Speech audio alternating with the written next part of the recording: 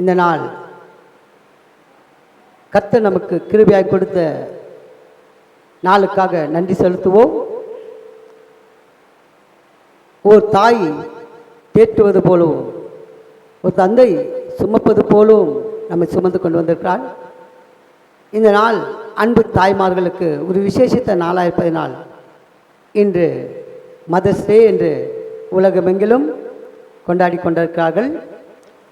நாளில் கூட அன்பு தாய்மார்களுக்கு கவனம் செலுத்தும்படியாய் நாளிலே இந்த ஆராதனையிலே அவர்களுக்கு ஜெபிக்கும்படியாய் நாம் நம்முடைய கடமையாக இருக்கிறது.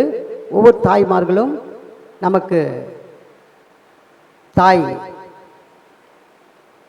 நம்மை கருவிலே சுமந்து பெற்றெடுத்து நம்மை வளர்த்து நம்முடைய உயர்வுக்கு அவர்கள் பாத்திரவான்களாக இருக்கிறார்கள். ஆனால் ஆண்டவர் வார்த்தை என்ன சொல்லுது? ஒரு தாய் தேற்றுவது போல நான் உங்களை தேற்றுவேன். தாய் அன்பு போல பெரிய அன்பு உலகத்தில் இல்லை. அதனால தான் ஆண்டவர் சொல்கிறாரு, ஒரு தாய் தேற்றுவது போல நான் உங்களை தேற்றுவேன்னு சொல்லியிருக்காரு. அல்லேலூயா. நல்ல நம்ம ஆண்டவர் சமூகத்தில் நம்ம ஒப்பு கொடுப்போம்.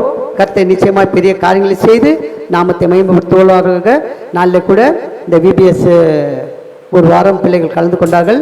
அந்த பிள்ளைகளுக்கு கூட நம்ம இந்த நாளிலே சின்ன ஒரு கிஃப்ட் கொடுத்து அந்த பிள்ளைகளை உற்சாகப்படுத்த போகிறோம். வந்த பிள்ளைகளை நீங்கள் அவங்கள வசனத்தை சொல்லி அவங்கள ஆயத்தப்படுத்துங்க. சிறு பிள்ளைகளை என்னத்தை தடை செய்யாதுங்கள். தேவராஜ்யம் அவனுக்குரியது என்ற வார்த்தைப்படி தேவ ராஜ்யத்துக்கு பிள்ளைகள் நாம் பயன்படுத்தும்படாய் ஒப்பு கொடுப்போம். கர்த்தர் பெரிய காரியங்களை செய்வாராக. ஆமென். அல்லேலூயா. Thank you Jesus.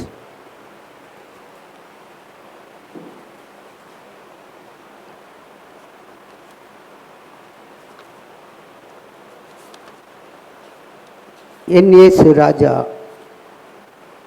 உமக்கு ஸ்தோத்திரமே ஸ்தோத்திரமே என்ற பாடலை பாடி ஃபாதர் பெட்மன்சையா பாட்டு புத்தகத்தில் 84வது பாடலை பாடி கர்த்தர் நாமத்தை நாம் மகிமைப்படுத்துவோம். உற்சாகமாக நாம் கைத்தாளங்களோடு நல்ல உற்சாகம் கரங்களை தட்டி நாம் இந்த பாடலை உணர்ந்து பாடுவோம். கர்த்தர் நம்மோட கூட இருந்து அவர் நடத்துவாராக. ஆமென். என் இயேசு ராஜா ஸ்தோத்திரம், என் இயேசு ராஜா ஸ்தோத்திரம், ஸ்தோத்திரமே ஸ்தோத்திரமே உயிருள்ள நாளெல்லாமே ஐயா ஸ்தோத்திரமே ஸ்தோத்திரமே உயிருள்ள நாளெல்லாமே எங்கே ராஜா ஸ்தோத்திரம், எங்கே ராஜா ஸ்தோத்திரம், ஸ்தோத்திரமே ஸ்தோத்திரமே உயிருள்ள நாளெல்லாமே ஐயா ஸ்தோத்திரமே ஸ்தோத்திரமே உயிருள்ள நாளெல்லாமே. உமக்கு நாங்கள் நன்றி செலுத்துகிறோம் ஆண்டவரே. அப்பா தகப்பனே, இரக்கத்தில் ஐஸ்வர்யம் உள்ளவர், மன இரக்கம் உள்ளவர், இந்த கரங்களில் ஒப்புக் கொடுக்கிறோம் ஆண்டவர். அப்பா நாமத்தை மகிமைப்படுத்த முடியாது எங்களை தெரிந்து கொண்ட கிருபைகளுக்காய் ஸ்தோத்திரம் ஆண்டவர். ஆமென். ஹல்லேலூயா.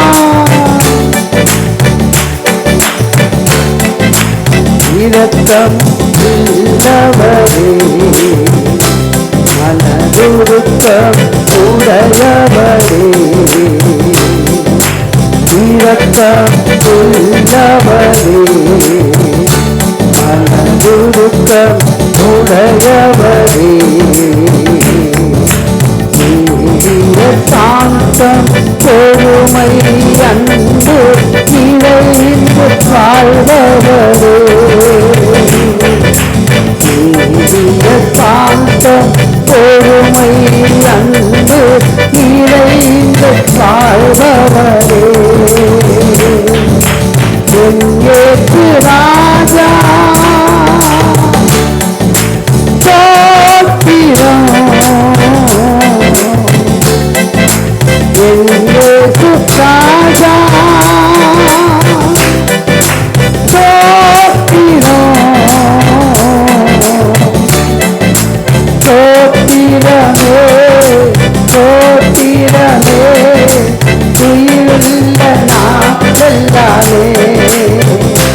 ஐயா சோத்திரமே சோத்திரமே உயிருள்ள நாளெல்லாமே.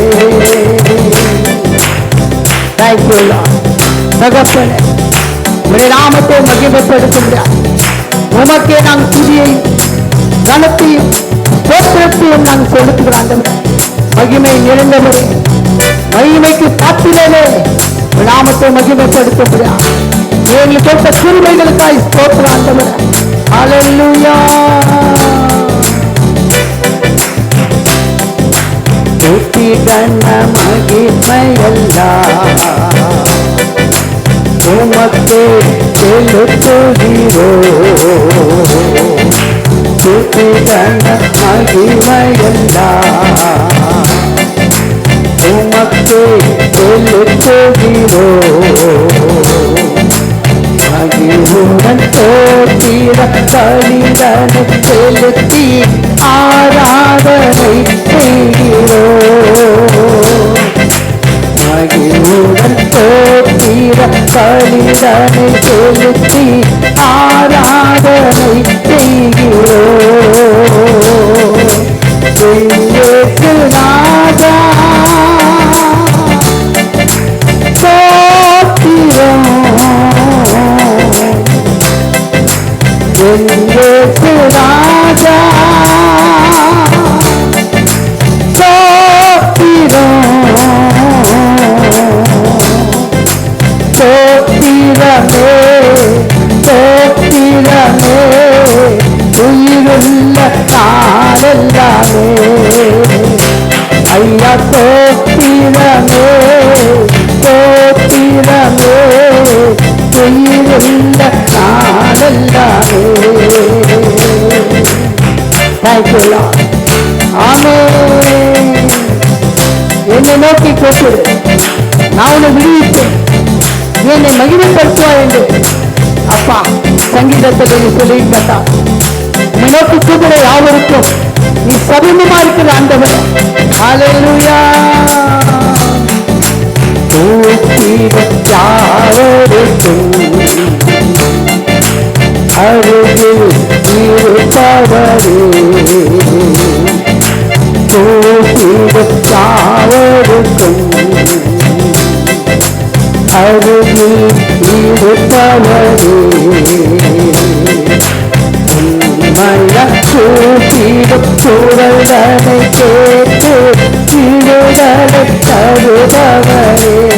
ஆமென். அல்லேலூயா. உம்மைய கூப்பிடும் குரல்களை கேட்டு விடுதலை தருபவரே. என் இயேசு ராஜா ஸ்தோத்திரம்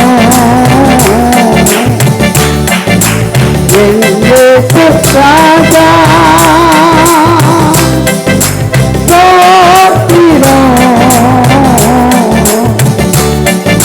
ஸ்தோத்திரமே ஸ்தோத்திரமே உயிருள்ள நாளெல்லாமே. ஐயா ஸ்தோத்திரமே ஸ்தோத்திரமே உயிருள்ள நாளெல்லாமே. உலக தோற்ற முதல் எனக்கால் அழிக்கப்பட்டு ஐயா உலக தோற்ற முதல் எனக்கால் அழிக்கப்பட்டு கோவியாய் வாழ்ந்த என்னையும் மீட்டு புது வாழ்வு தந்து ஹல்லேலூயா. கோவில்கள் வாழ்ந்த என்னையும் மீட்டு புது வாழ்வு தந்துவிட்டீர். எங்கே ராஜா சோத்திரம், எங்கே ராஜா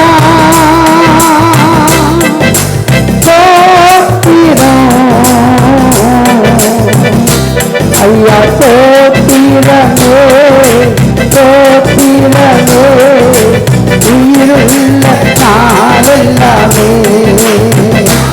ஐயா சோத்திரமே சோத்திரமே, உயிருள்ள நாளெல்லாமே. ஐயா சோத்திரமே சோத்திரமே, உயிருள்ள நாளெல்லாமே. அல்லேலூயா. கர்த்தருடைய பரிசுத்த நாமத்திற்கு மகிமை உண்டாவதாக. கர்த்தர் நமக்கு நம்முடைய சபைக்கு எல்லாவற்றையும் அவர் நேர்த்தியாய் செய்து வருகிறார். ஆத்துமாக்களுக்காக நீங்கள் ஊக்கமான ஜெபம் பண்ணுங்க, ஊக்கமான ஜெபம் பண்ணுங்க. இந்த வருடத்திலே வருடம் நாம் ஒரு ஆத்மாவை கொண்டு வந்து நாம் அந்த பிள்ளைகளுக்கு ரட்சிப்பை சொல்லி ஞானம் பெற்றுக்கொள்ள நாம் ஒவ்வொரு வருடமும் அதுக்குரிய காரியங்களிலே ஆண்டவரை கேட்டு பெற்றுக்கொண்டிருக்கிறோம். இந்த வருடத்திலே நம்முடைய சபையிலே ஒரு 5 ஆத்துமாக்களுக்காவது நம்ம ஞானஸ்தானம் கொடுக்கணும். அல்லேலூயா. அதுக்கான ஊக்கமான ஜெபம் இருக்கணும். ஆண்டவரே, ஒரு 5 ஆத்துமாக்கள் எங்கள் சபையில் கொடுத்து அந்த ஆத்துமாக்களுக்காக நாங்கள் ரட்சிப்பை பிள்ளைகளுக்கு சொல்லி ஞானஸ்தானம் பெற்றுக்கொள்ள அப்பா எங்கள் உதவி செய்யுங்கன்னு சொல்லி ஆண்டவர்கிட்ட கேட்போம். கர்த்தர் பெரிய காரியங்கள் செய்வாராக. இப்போது நம்ம மத்தியில் இருக்கிற அன்பு சகோதரர்கள் வந்து சில பாடல்கள் பாடி கர்த்தர் நாமத்தை மகிமைப்படுத்துவார். ஆமென். அல்லேலூயா. அல்லேலூயா. தேவனுக்கு மகிமை உண்டாகட்டும். இந்த நாளில கூட அதிகாலையில் உம் திருமுகம் தேடி அர்ப்பணித்தேன் என்னையே, ஆராதனை துதி ஸ்தோத்திரங்கள் அப்பனே உமக்கு தந்தேன் என்ற பாடலை பாடி தேவனுடைய நாமத்தை மகிமைப்படுத்துவோம். அதிகாலையில் உம் திருமுகம் தேடி அர்ப்பணித்தேன் என்னையே, ஆராதனை துதி ஸ்தோத்திரங்கள் அப்பனே உமக்குத்தானே,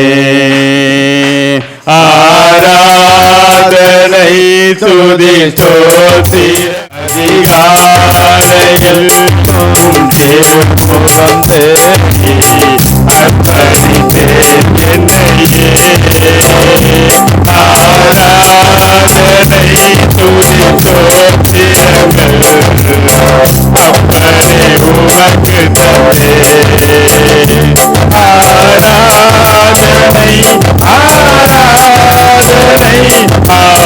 ஆராதனை ஆராதனை அன்றையே சுராஜனுக்கே,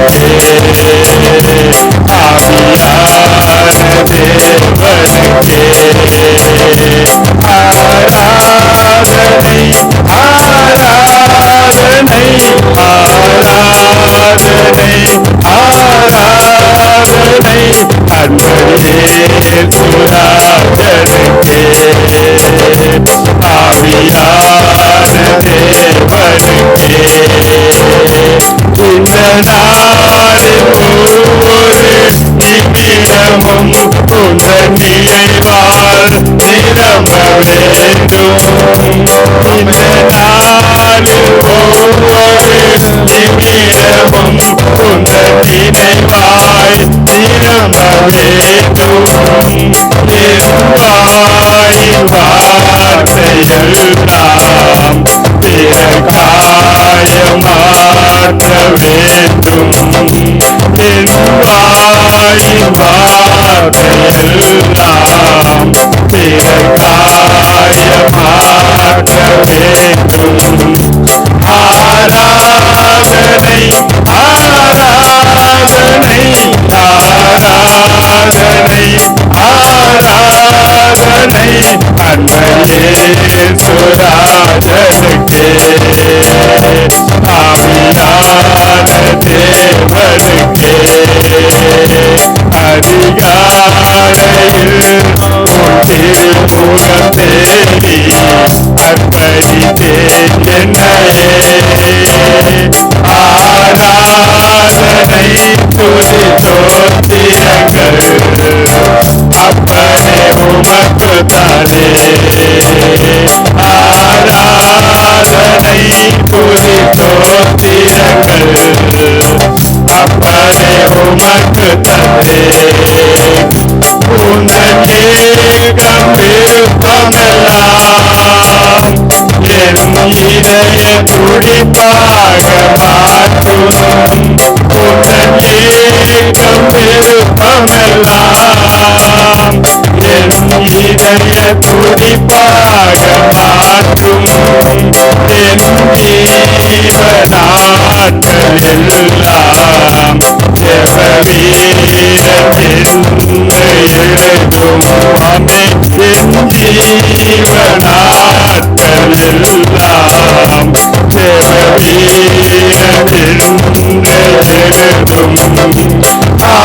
ஆராதனை ஆராதனை ஆராதனை ஆராதனை அன்னையே சுராஜனுக்கே ஆவியான தேவனுக்கே அதிகாலையில் திருமுகம் தேடி அர்ப்பணித்தேன் என்னையே.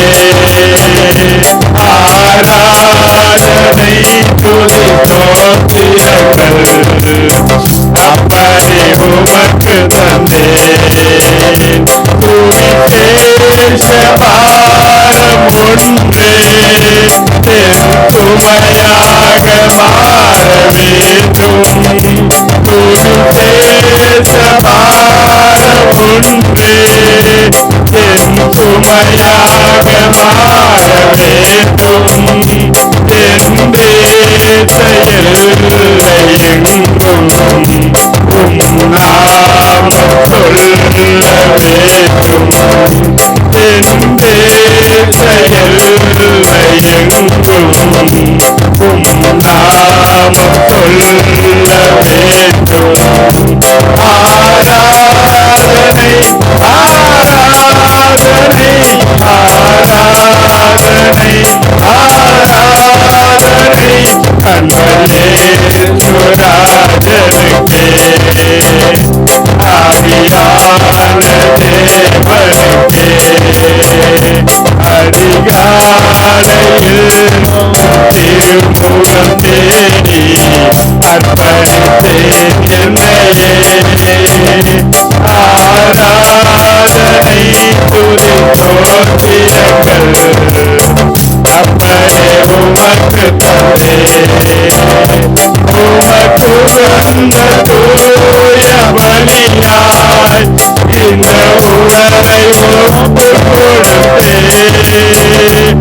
உமக்கு வந்த தூய பலியாய் இந்த உடலை ஒப்பு கொடுத்தேன். ஆட்கொண்ட என்னை நடத்தும் அபிஷேகத்தாலே நிரப்பும். ஆட்கொண்ட என்னை நடத்தும் அபிஷேகத்தாலே நிரப்பும். ஆராதனை ஆராதனை ஆராதனை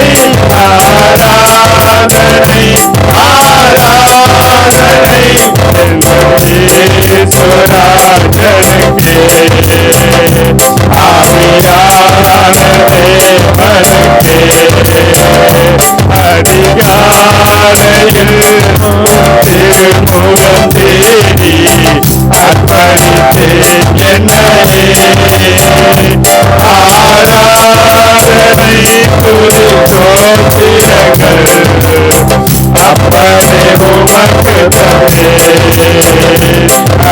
அதிகாலையில் உன் திருமுகம் தேடி அர்ப்பணித்தேன் என்னையே. ஆராதனை துதி ஸ்தோத்திரங்கள் அப்பனே உமக்கு தந்தே. ஆராதனை ஆராதனை ஆராதனை ஆராதனை அன்பரே சுராதனுக்கே. ஆவியான தேவனுக்கே அன்பரே சுராதனுக்கே. ஆவியான தேவனுக்கே. அல்லேலூயா. ஹல்லேலூயா. உமக்கு உகந்த தூய பலியாய் இந்த உடலை ஒப்பு கொடுத்தேன் என்று ஒவ்வொரு நாளும் எனக்கு தூய பலியாய் நாம் ஒப்பு கொடுத்து ஆமென். ஆட்கொண்டு என்னை நடத்தும் அபிஷேகத்தாலே என்னை நிரப்பும் என்று அனுதினமும் நாம் தனிப்பட்ட ஜெபங்களிலே ஆராதனையில் நாம் கேட்கும்போது ஆண்டவர் நம்மை நிரப்ப வல்லவராய் இருக்கிறார்.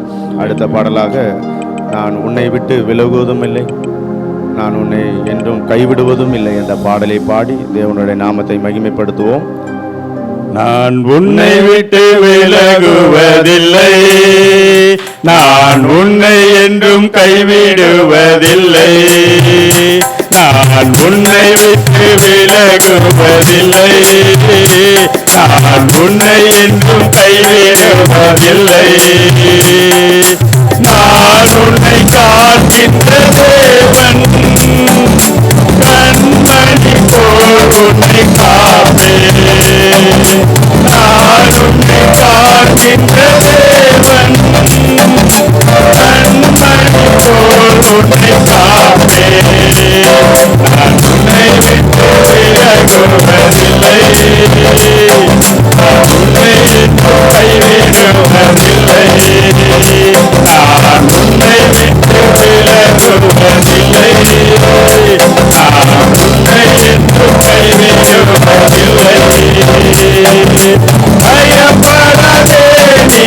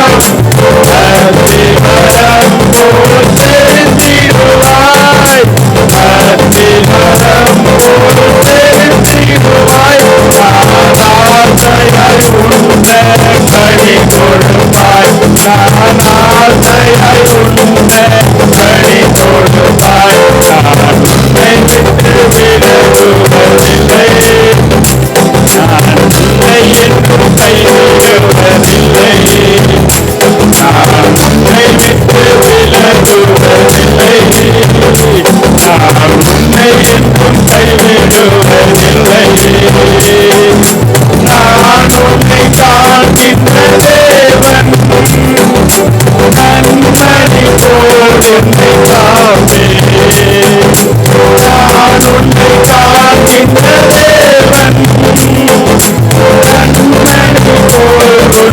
நான் உன்னை விட்டு விலகுவதில்லை, நான் உன்னை என்றும் கைவிடுவதில்லை, நான் உன்னை விட்டு விலகுவதில்லை, நான் உன்னை என்றும் கைவிடுவதில்லை. நான் உன்னை விட்டு விலகுவதும் இல்லை, உன்னை கைவிடுவதும் இல்லை என்று தேவன் நம்மை பார்த்து சொல்லுகிறார். இந்த நாளிலே கூட தாய் மறந்தாலும் தந்தை மறந்தாலும் நம்மை மறக்காத தேவன், நம்மை கைவிடாத தேவன் நம்மளோடு கூட இருக்கிறார். மிகையாதே, கலங்காதே, நான் உன்னோடே கூட இருக்கிறேன் என்று இந்த நாளிலே கூட ஆண்டவர் உங்களை பார்த்து தான் சொல்லுகிறார். ஆண்டவருக்காக நீங்கள், ஆண்டவரே என்னை கைவிடாத தேவனே என்று ஆண்டவரை ஒவ்வொரு நாளும் நாம் துதிக்கும் பொழுது நம்மை கைவிடாத தேவன் நம்மளோடு கூட இருந்து நம்மளை ஆசீர்வதிக்கிற தேவன். அடுத்த பாடல், உம்மை விட்டா யாரும் இல்லை ஏசப்பா, உம்மை தவிர எங்களுக்கு யாருமே இல்லை ஆண்டவரே என்ற இந்த பாடலை கூட நாம் பாடி தேவனுடைய நாமத்தை மகிமைப்படுத்துவோம். உம்மை விட்டா யாரும் இல்லை ஏசையா,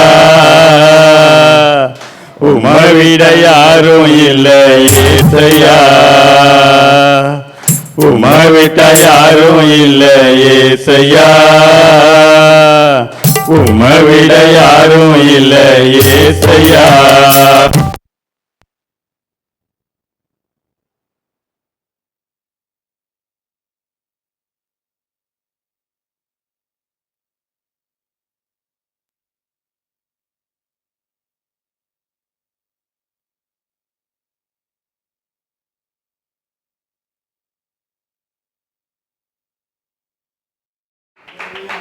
கர்த்தருடைய வார்த்தை, அவருடைய வசனம் நம் கால்களுக்கு தீபமாய் பாதைக்கு வெளிச்சமாக இருக்கும். பிள்ளைகள் வசனத்தில் வளரும்போது கர்த்தருடைய எதிர்காலத்தை ஆசீர்வதிக்கிற தேவன்.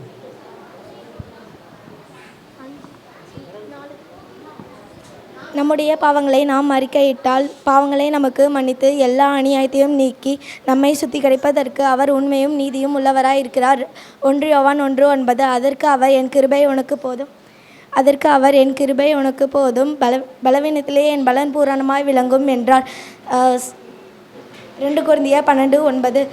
கிருபையினாலே விசுவாசத்தை கொண்டு ரட்சிக்கப்பட்டீர்கள், இது உங்களால் உண்டானதல்ல, இது தேவனுடைய ஈவு. எபேசியர் 2:8. தம்மை நோக்கி கூப்பிடுகிற யாவருக்கும், உண்மையாய் தம்மை நோக்கி கூப்பிடுகிற யாவருக்கும் கர்த்தர் சமீபமாக இருக்கிறார். சங்கீதம் 145:18. அல்லேலூயா. கரங்களை தட்டுவோம். அடுத்து சீக்கிரம் வாங்க. அதற்கு அவர் என் கிருபை உனக்கு போதும், பலவீனத்திலே என் பலன் பூர்ணமாய் விளங்கும் என்றார். 2 கொரிந்தியர் 12:9. கிருபையாலே விசுவாசத்தை கொண்டு ரட்சிக்கப்பட்டீர்கள், இது உங்களுக்கு அல்ல, இது தேவனுடைய ஈவு. எபேசியர் 2:8. தம்மை நோக்கி கூப்பிடுகின்ற யாவரையும், உண்மையாய் தம்மை நோக்கி கூப்பிடுகின்ற யாவரையும் கர்த்தர் சமீபமாய் இருக்கிறார். சங்கீதம் 145:18. எண்ணத்தை உண்போம் என்று உங்கள் ஜீவனுக்காகவும் எண்ணத்தை உடுப்போம் என்று உங்கள் சரீரத்துக்காகவும் கவலைப்படாதீர்கள் என்று உங்களுக்கு சொல்லி அவர்களை ஆசீர்வதித்தார். லூக்கா 12:22.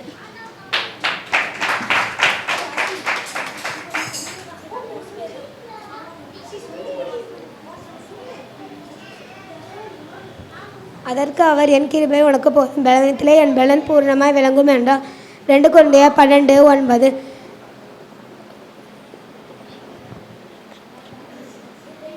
கிருபையினாலே விசுவாசத்தை கொண்டு ரட்சிக்கப்பட்டீர்கள், இது உங்களால் உண்டானதல்ல, இது தேவனுடைய ஈவு. எபேசியர் 2:8.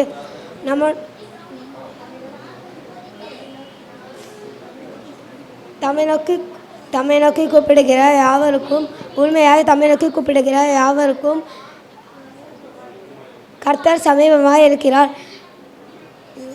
சங்கீதம் 145:18. எண்ணத்தை உண்போம் என்று கவலைப்படாதீர்கள், எண்ணத்தை உடுப்போம் என்று உங்கள் ஜீவனுக்காகவும் எண்ணத்தை உடுப்போம் என்று உங்கள் சரீரத்துக்காகவும் கவலைப்படாதீர்கள் என்று நான் உங்களுக்கு சொல்கிறேன்.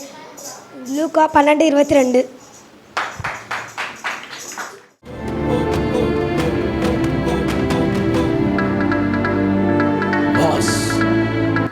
Big boss? யார் இந்த பிக் பாஸ்?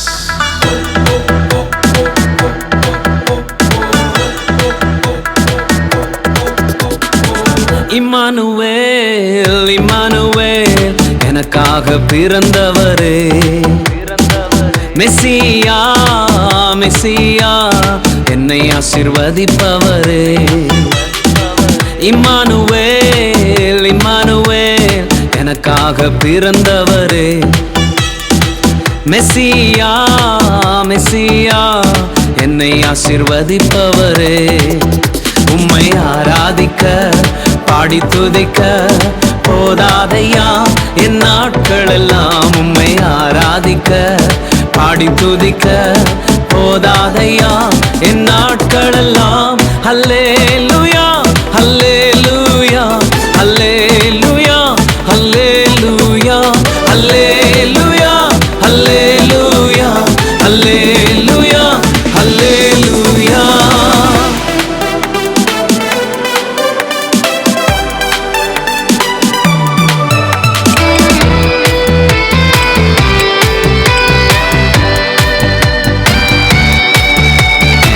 கெரித்து ஆற்றிலும் சராபத்திலும் கூட இருந்தவரே. சூரச்செடியின் கீழில் இருந்தென்னை உயர்த்தி நடத்தினோரே. கெரித்து ஆற்றிலும் சராபத்திலும் கூட இருந்தவரே.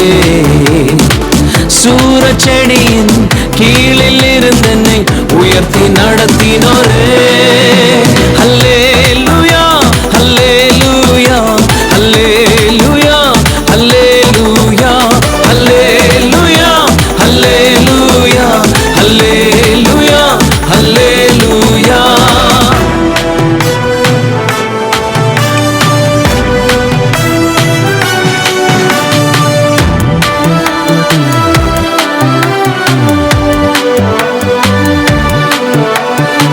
சிங்கத்தின் கெபியிலும் அக்கினி சூளையிலும் கூட இருந்தவரே. மனிதன் முன்பாக குனிந்து நில்லாமல் உயர்த்தி நிறுத்தினீரே.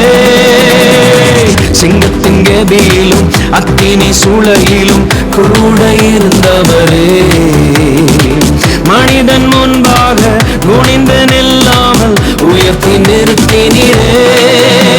அல்லேலூயா, அல்லேலூயா, அல்லேலூயா, அல்லேலூயா, அல்லேலூயா, அல்லேலூயா, அல்லேலூயா, அல்லேலூயா.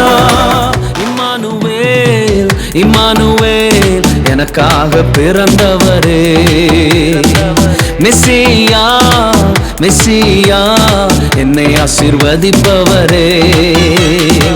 இம்மானுவேல், இம்மானுவேல், எனக்காக பிறந்தவரே. மெசியா, மெசியா, என்னை ஆசீர்வதிப்பவரே.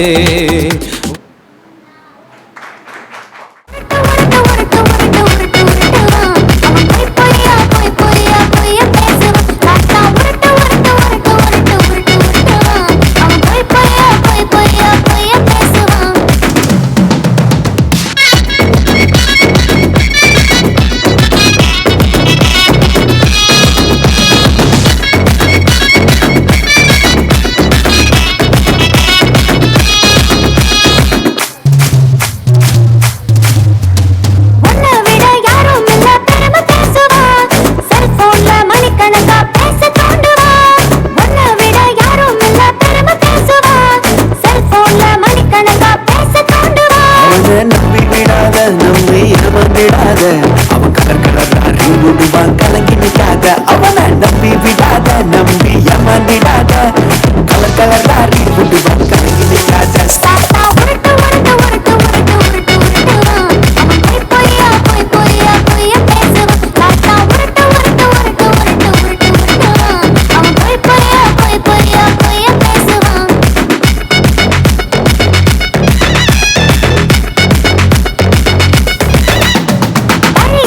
ஜீவனையும் தந்திடுவாரே. நீ வாழ வழி உனக்கு காட்ட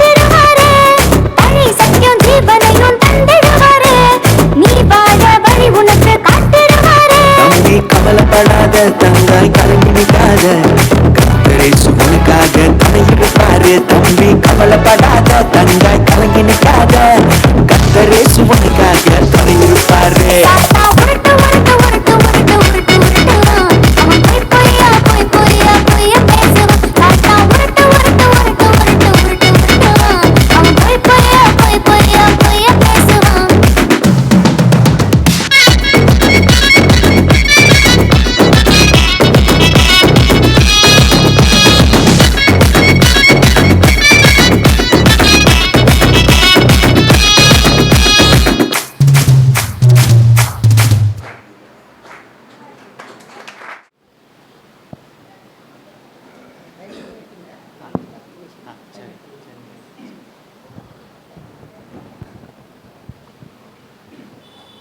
கர்த்தரும் இரட்சகருமா இருக்கிற இயேசு கிறிஸ்துவின் நாமத்தினாலே உங்கள் யாவரையும் வாழ்த்துகிறேன். கர்த்தர் நல்லவர், அவர் கிருபை என்றும் உள்ளது, என்றும் உள்ளது. அன்போடு அழைத்த போதகர் ஐயாவுக்கும் நன்றி செலுத்துகிறேன். அவர்களோடு இருக்கிற ஒவ்வொருவருக்கும் வாழ்த்துக்களை தெரிவித்துக் கொள்கிறேன். கர்த்தர் ஒவ்வொருவரையும் உங்களை ஆசீர்வதிப்பாராக. கண்களை மூடி நாம் ஜெபிப்போமா? ஒரு விசை கூட தகப்பனே எங்களோடு பேசுங்க. உம்முடைய வார்த்தையில் உள்ள மகிமை வல்லமை வெளிப்பட எல்லாரும் ஏகமாய் ஜெபிப்போமா? உம்முடைய வார்த்தைகள் தீர்க்க தரிசனமாய் புறப்பட்டு வருவதாக. தேவன் நம்மோடு பேசுவாராக. Hallelujah. Thank you Lord, thank you Jesus. நன்றி அப்பா. எங்களை அதிகமாய் நேசிக்கிற பரலோகத்தின் பிதாவே, இயேசு கிறிஸ்துவின் நாமத்தினால் உம்முடைய பாதப்படியிலே வருகிறோம். இந்த அருமையான காலை ஆராதனை வேலைக்காக ஸ்தோத்திரம். இவ்வளவு நேரம் உம்மை துதிக்க எங்களுக்கு கிருபை கொடுத்தீங்களே ஸ்தோத்திரம். நாங்கள் உயிர் வாழ்வதே உம்மை துதிக்க தானே சப்பா.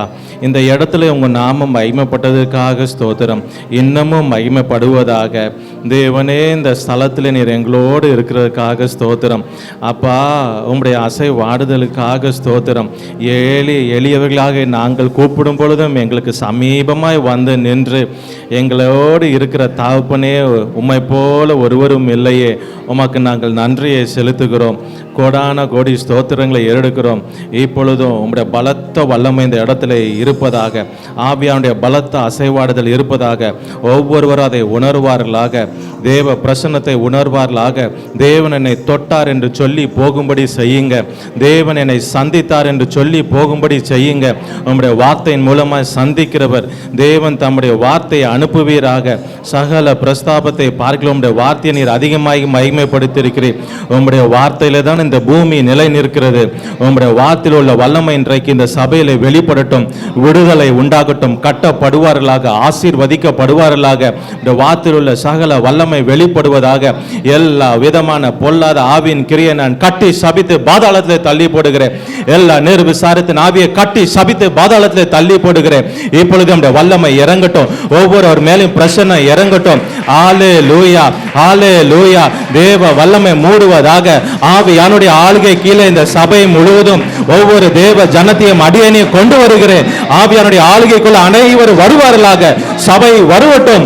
ஆவியானவர் ஆளுகை செய்வீராக. இந்த இடத்துல பலத்த கிரியை நடப்பிப்பீராக. ஓ வாக்கு மாறாத தகப்பனே, கிரியை நடப்பிவீராக.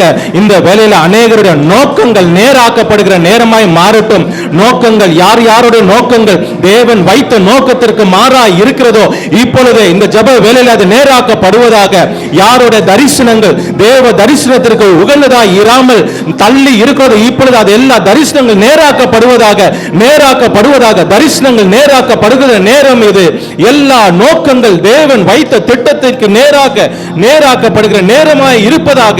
ஓம்முடைய பிரசன்னம் தேவ ஜனத்தின் பானத்தை தருவீராக. ஜீவ தண்ணீராக ஆவியானவர் பலமாய் ஊற்றப்படுவீராக. இவர்களுடைய தாகம் தீரட்டும். இன்று முதல் தாகம் அதிகரிக்கப்படுவதாக. மானானது நீரோடை வாஞ்சித்து கதறுவது போல, கர்த்தாவே என் ஆத்துமா உம்மையே நோக்கி வாஞ்சித்து கதறுவது என்று சொல்லப்பட்டது போல இந்த ஜனத்தினுடைய வாஞ்சை இந்த நாள் முதல் பெருகுவதாக. தாகம் பெருகுவதாக.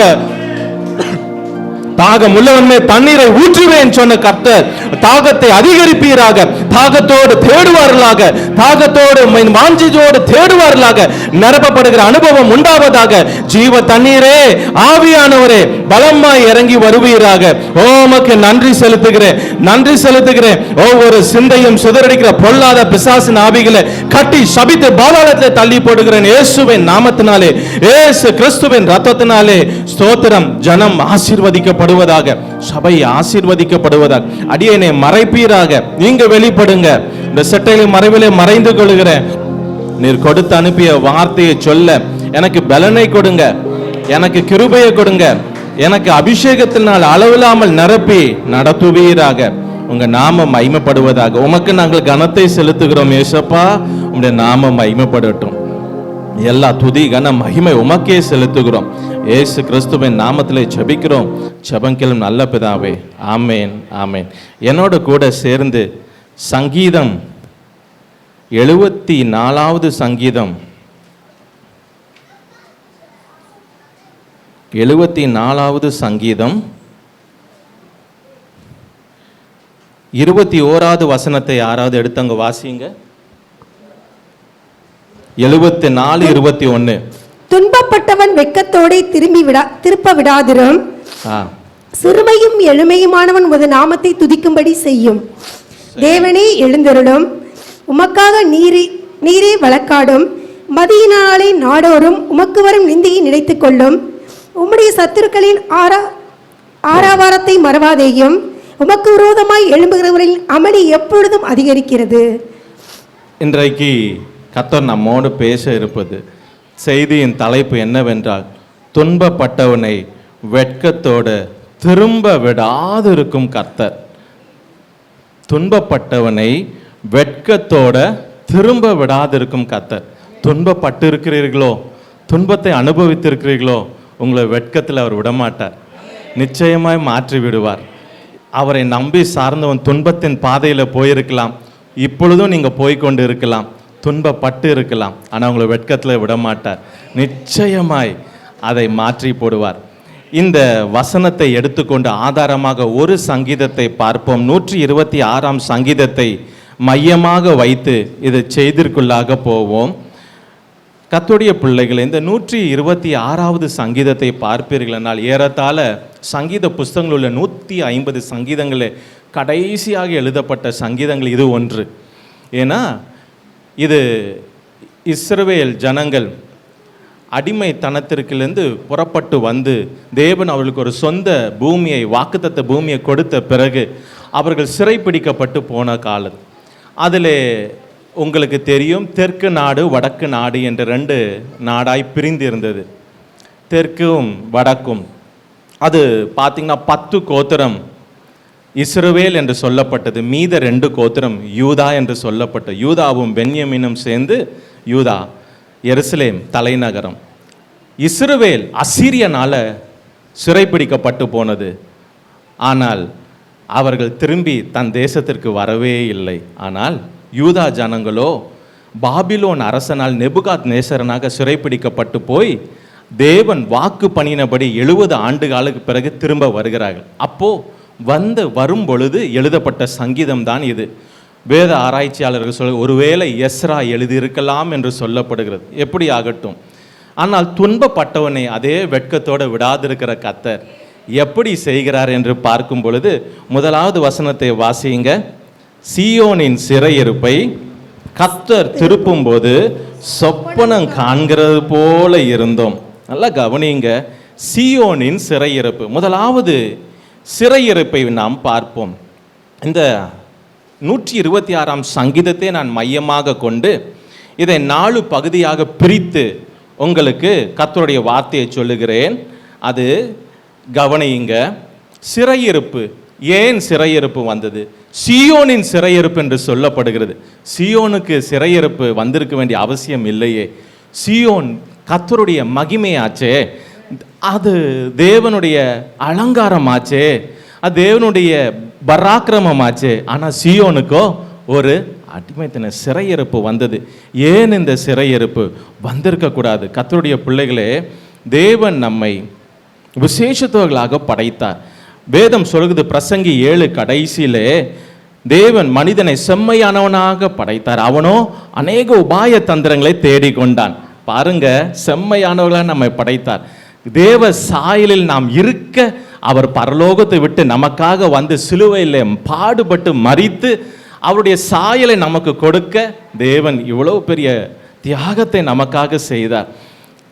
அது மாத்திரமல்ல, அவர் எப்படியாப்பட்ட ஜீவியத்தை நமக்கு கொடுக்கிறார் என்ற ஆளுகை செய்கிற ஜீவியத்தை கொடுக்கிறார் இந்த பூமியில். யோவான் என்ன எழுதுறார்? 1 யோவான் 5:4, ஜெயத் கொள்ளுகிற ஜீவியம், எல்லாவற்றையும் உலகத்தையும் மாம்சத்தையும் பிசாசையும் ஜெயிக்கிற ஜீவியத்தை கொடுக்கிறார். ஆனால் எப்படி சிறையிருப்பு வருகிறது பாருங்க. சியோன் சிறையிருப்பு போகக்கூடாது. கர்த்தருடைய பிள்ளை ஒரு சிறையிருப்புக்குள்ளேயும் போகக்கூடாது. தேவன் நமக்கு விசேஷித்த ஆசீர்வாதங்களை வைத்திருக்கிறார், கிருபையை தருகிறார். அதான் பேதுரு எழுதுகிறார், He is a giver of God of all grace. சகல கிருபையும் தருகிறார். அவர்கிட்ட சகல கிருபை இருக்கு. பரிசுத்த ஆவியானவரை கொடுத்திருக்கிறார். இவை ரெண்டும் வைத்து நாம் ஜெயங்கொள்கிற ஜீவியத்தை வாழ முடியும் இந்த பூமியிலே. தேவன் அதற்காகவே இதை நம்ம கொடுத்து போயிருக்கிறார். அப்படியாப்பட்ட ஜீவியத்திலே வாழ வேண்டிய நாம் எப்படி சிறையிருப்புக்குள்ளே போக முடியும்? சியோன் எப்படி போக முடியாது. ஆனாலும் போகப்பட்டது. கர்த்தருடைய பிள்ளைகளே, இன்றைக்கு சிறையிருப்பிலே இருப்பீர்களா? கர்த்தர் ஒரு விடுதலையை கொடுப்பாராக. ஒரு நாளும் கர்த்தருடைய பிள்ளைகள் சிறையிருப்புக்குள்ளே போக அனுமதிக்க விட மாட்டார். இங்கே சியோனுக்கு ஒரு சிறையிருப்பு வந்தது. சிறையிருப்பு கடுமையான ஒரு சூழ்நிலை. சிறையிருப்பை பற்றி என்ன சொல்லுறனால், எரேமியா 10:22 வாசித்து பார்ப்பீர்கள் என்றால் தேவன் சொல்லுகிறார், மரித்தவனுக்காக அழ வேண்டாம், சிறைப்பிடித்து போகப்பட்டவனுக்காக அழுங்கள் என்று சொல்றார். ஏன்னா அவன் தன் தேசத்திற்கு திரும்பி வர முடியாதான். அது சிறையினுடைய எவ்வளவு ஒரு கொடிய காரியம் பாருங்க. சிறை என்று நீங்கள் சொல்லும் பொழுது, நான் இன்றைக்கு நீங்கள் எந்த நிலையில் சிறைப்பட்டு இருக்கிறீங்களோ தெரியல. ஒருவேளை பாவத்தில் சிறைப்பட்டு இருக்கலாம். வேதம் சொல்லுகிறது 2 பேதுரு 2:19, எதிலே ஜெயிக்கப்பட்டீங்களோ அந்த பாவத்திலே திரும்ப கட்டி கொள்ளப்பட்டீர்கள். சிறை, அது ஒரு கொடிய சிறை, பாவம்.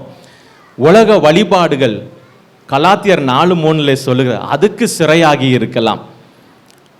பலவீனத்திற்கு சிறையாகி இருக்கலாம். சாத்தான் பாருங்க 18 வருஷமா கட்டியிருந்தான் அந்த கூனியான ஸ்திரியை. லூக்கா 13 வாசிக்கிறோம். அது ஒரு சிறை, பலவீனம், திரும்ப திரும்ப திரும்ப பலவீனம், திரும்ப திரும்ப மருத்துவமனை, அது ஒரு சிறை. கடன் என்னும் சிறையிலே தவிக்கலாம். பொத்தலான பையில போட்ட போல கையிலே ஒருமே நிற்காதபடி, இதெல்லாம் ஒரு சிறையிருப்பான வாழ்க்கை. கர்த்தர் நம்மை அந்த சிறையிருப்பில் விடுகிற தேவன் அல்ல. தம்முடைய ஜனம் ஒன்றிலும் சிறையாய் இராதபடி விடுதலையோடு இருக்க செய்கிற கர்த்தர் அந்த சிறையிருப்பை மாற்றுகிற. இப்படியாப்பட்ட வேதனையான சூழ்நிலையை பாருங்க, சிறையிருப்பு. அதே இன்னொரு சங்கீதத்தை வாசிங்க, சங்கீதம் 79:4 பாருங்க, சிறையிருப்பு எப்படி இருக்கு. சங்கீதம் 79:4 வாசிங்க. எங்கள் அயலாருக்கு நிந்தையும் எங்கள் சுற்றுப்புறத்தாருக்கு பரியாசமும் சத்தமுமானோம். எதுவரைக்கும் கர்த்தாவே? 74:9 வாசிங்கம்மா. சிறையிருப்புனா நிந்தை வருகிறது. சிறையிருப்புல 74:9 வாசிங்க. எங்களுக்கு இருந்த அடையாளங்களை காணோம். அடையாளங்களை காணோம். அப்போ சிறையிருப்பு என்ன செய்யுது? ஒரு மனுஷனுக்கு இருக்கிற அடையாளத்தையே போக்கிடுது. அடையாளத்தை காணாமல் போக செய்கிறது. உங்களுக்கு தெரியும், தானியேல் என்ற ஒரு வாலிபனை சிறைப்பிடித்து கொண்டு போனாங்க. ஷாட்ராக், மேஷாக், ஆபேத்நேகோ சிறைப்பிடித்து பாபிலோனு கொண்டு போனாங்க. அடையாளத்தையே மாற்றி விட்டார்கள். பெயரை மாற்றி விட்டான். அவன் பாஷையை மாற்றி விட்டான். அவன் எதை வணங்க சொல்லுகிறான்? நம்பிக்கையே மாற்ற நினைக்கிறான். ஆனாலும் பாருங்க, அதுதான் சிறையிருப்பு. என்ன செய்யும்? கொஞ்சம் கொஞ்சமா அந்த சிறை வாழ்க்கை நம்முடைய அடையாளங்களை காணாமல் போக பண்ணிடும். இதிலே இருந்து, இந்த பிரச்சனையிலே இருந்து, இதிலே இருந்து சத்ருவானவன் அப்படியே கட்டி கட்டி சிறையிலே வைத்து அடையாளத்தை காணாமல் போக செய்ய பண்ணுகிறான். அடுத்து சங்கீதம் 137:1 வாசியுங்க. சங்கீதம் 137:1. அந்த சங்கீதமும் சிறையிருப்பிலே இருந்து அவர்கள் பாடுகிற சங்கீதம். பாபிலோன் ஆறுகள் அருகே நாங்கள் உட்கார்ந்து அங்கே சீயோனை நினைத்து அழுதோம். பாருங்க, சிறையிருப்பு நிந்தை, சிறையிருப்பு திரும்ப வரப்படாத ஒரு சூழ்நிலை. சிறையிருப்பு அடையாளத்தை காணாமற் போக பண்ணுகிறது. சிறையிருப்பு என்ன பாதைனா கண்ணீரின் பாதை. அங்கே நின்று அழுகிறோமா. பாபிலோன்ல இருந்து தேசத்தை நினைத்து அழுகிறோம். கண்ணீரின் பாதை சிறைகள் ஆக்கிவிடும். எதில் நாம் சிறைப்பட்டிருக்கிறோமோ அது ஒவ்வொரு நாளும் கண்ணீரின் பாதையில கொண்டு போய்விடும் தேவ ஜனத்தை. அடுத்து 3ஆம் வசனத்தை வாசிங்க. அதே 37:3. எங்களை சிறைப்பிடித்தவர்கள் அங்கே எங்கள் பாடல்களையும் எங்களை பாழாக்கினவர்கள் மங்கள கீதத்தையும் விரும்பி சீயோனின் பாட்டுகளில் சிலதை எங்களுக்கு பாடுங்கள் என்று சொன்னார்கள். சிறை வாழ்க்கை எப்படி மாறப்படுகிறது? பாழாக்கப்படுகிறதாம், பாழாக்கி விடுகிறானாம். அப்போ நல்லா கவனிங்க, இந்த சிறையில பாழாக்கப்படுகிறோம். மார்க்கு 5ஆம் அதிகாரத்திலே பார்க்கும் பொழுது லேகியோன் என்ற ஒரு மனிதனை சிறையாக்கி சாத்தான் வைத்து இருக்கிறான். அவனுடைய வாழ்க்கையை பாருங்களேன். அவனுக்கு ஒரு பெற்றோர்கள் இருந்திருப்பார்கள். ஆனால் சாத்தான் அவனை சிறையாக்கி அவன் வாழ்க்கையை பாழாக்க நினைத்து அவனை கல்லறைக்கு தள்ளி கொண்டு போய் அங்கேயே அவன் குடியிருப்பை மாற்றி அவன் காரணமில்லாமல் காயங்கள் அவன் சரீரத்தை தன்னைத்தானே வருவித்து கொள்ள நினைக்கிறான். தேவனுடைய பிள்ளைகளை சிறை வாழ்க்கை இப்படியாப்பட்டது. ஆனால் தேவனுடைய பிள்ளைகள் யாருமே நம்முடைய இரட்சகராக இயேசு கிறிஸ்து என் ஜனம் சிறையிருப்பில் விடுவதில்லை. இன்ற நாளிலே ஏதாயிலும் ஒரு சிறையிருப்பில் நீங்கள் இருக்கலாம். பலவீனம் என்னும் சிறையிருப்பில் இருக்கலாம், வியாதி என்னும் சிறையிருப்பில் இருக்கலாம், பண கஷ்டம் தொடர்ந்து அதே சிறையிருப்பில் இருக்கலாம், கடன் மேலே கடன் சிறையிருப்பில் இருக்கலாம், பாவத்திலே சிறையிருப்பை போல இருக்கலாம். இல்லை எந்த சிறையிருப்பு நீண்ட நாள் உங்களை பிடித்து முன்னேற விடாமல் ஜெயஜீவியம் செய்ய விடாமல் தேவன் வைத்த நோக்கத்திற்கு தொடர்ந்து ஓட முடியாமல் கர்த்தருக்காய் பெரிய காரியங்களை செய்ய முடியாமல் தேவ சாயலுக்கொப்பாய் மாற முடியாமல் தேவனுடைய அந்த அழகான தேவன் நமக்கு வைத்திருக்கிற அவருடைய தரிசனத்தை அதை அடைய முடியாமல் எது உங்களை சிறையாக்கி வைத்திருக்கோ, துன்பப்பட்டவனு அதே சிறையில் விடாமல் அவனை திரும்ப பண்ணுகிற கர்த்தர் அந்த சிறையிருப்பை மாற்றும். அப்படி கொடிய சிறையிருப்பு, இந்த சிறையிருப்பை மாற்ற ஒருவனாலே முடியாது. அந்த லேகியோன் படையை அத்தனையும் அந்த மனிதனை பலாக்கி கொண்டிருக்குது. சிறையிருப்பு கண்ணீரின் பாதை, சிறையிருப்பு நிந்தை, சிறையிருப்பு அடையாளத்தையே காணாமல் போன செய்கிறது. ஆனால் நம்முடைய இரட்சகராக இயேசு கிறிஸ்து யார் எப்படிப்பட்டவர் என்றால் சிறையிருப்பை மாற்றுகிறவர். இன்றைக்கு உங்கள் சிறையிருப்பை மாற்றுவார். அதான் அந்த முதல் வசனம் சொல்லுகிறது, கர்த்தர் சீயோனின் சிறையிருப்பை மாற்றினார்.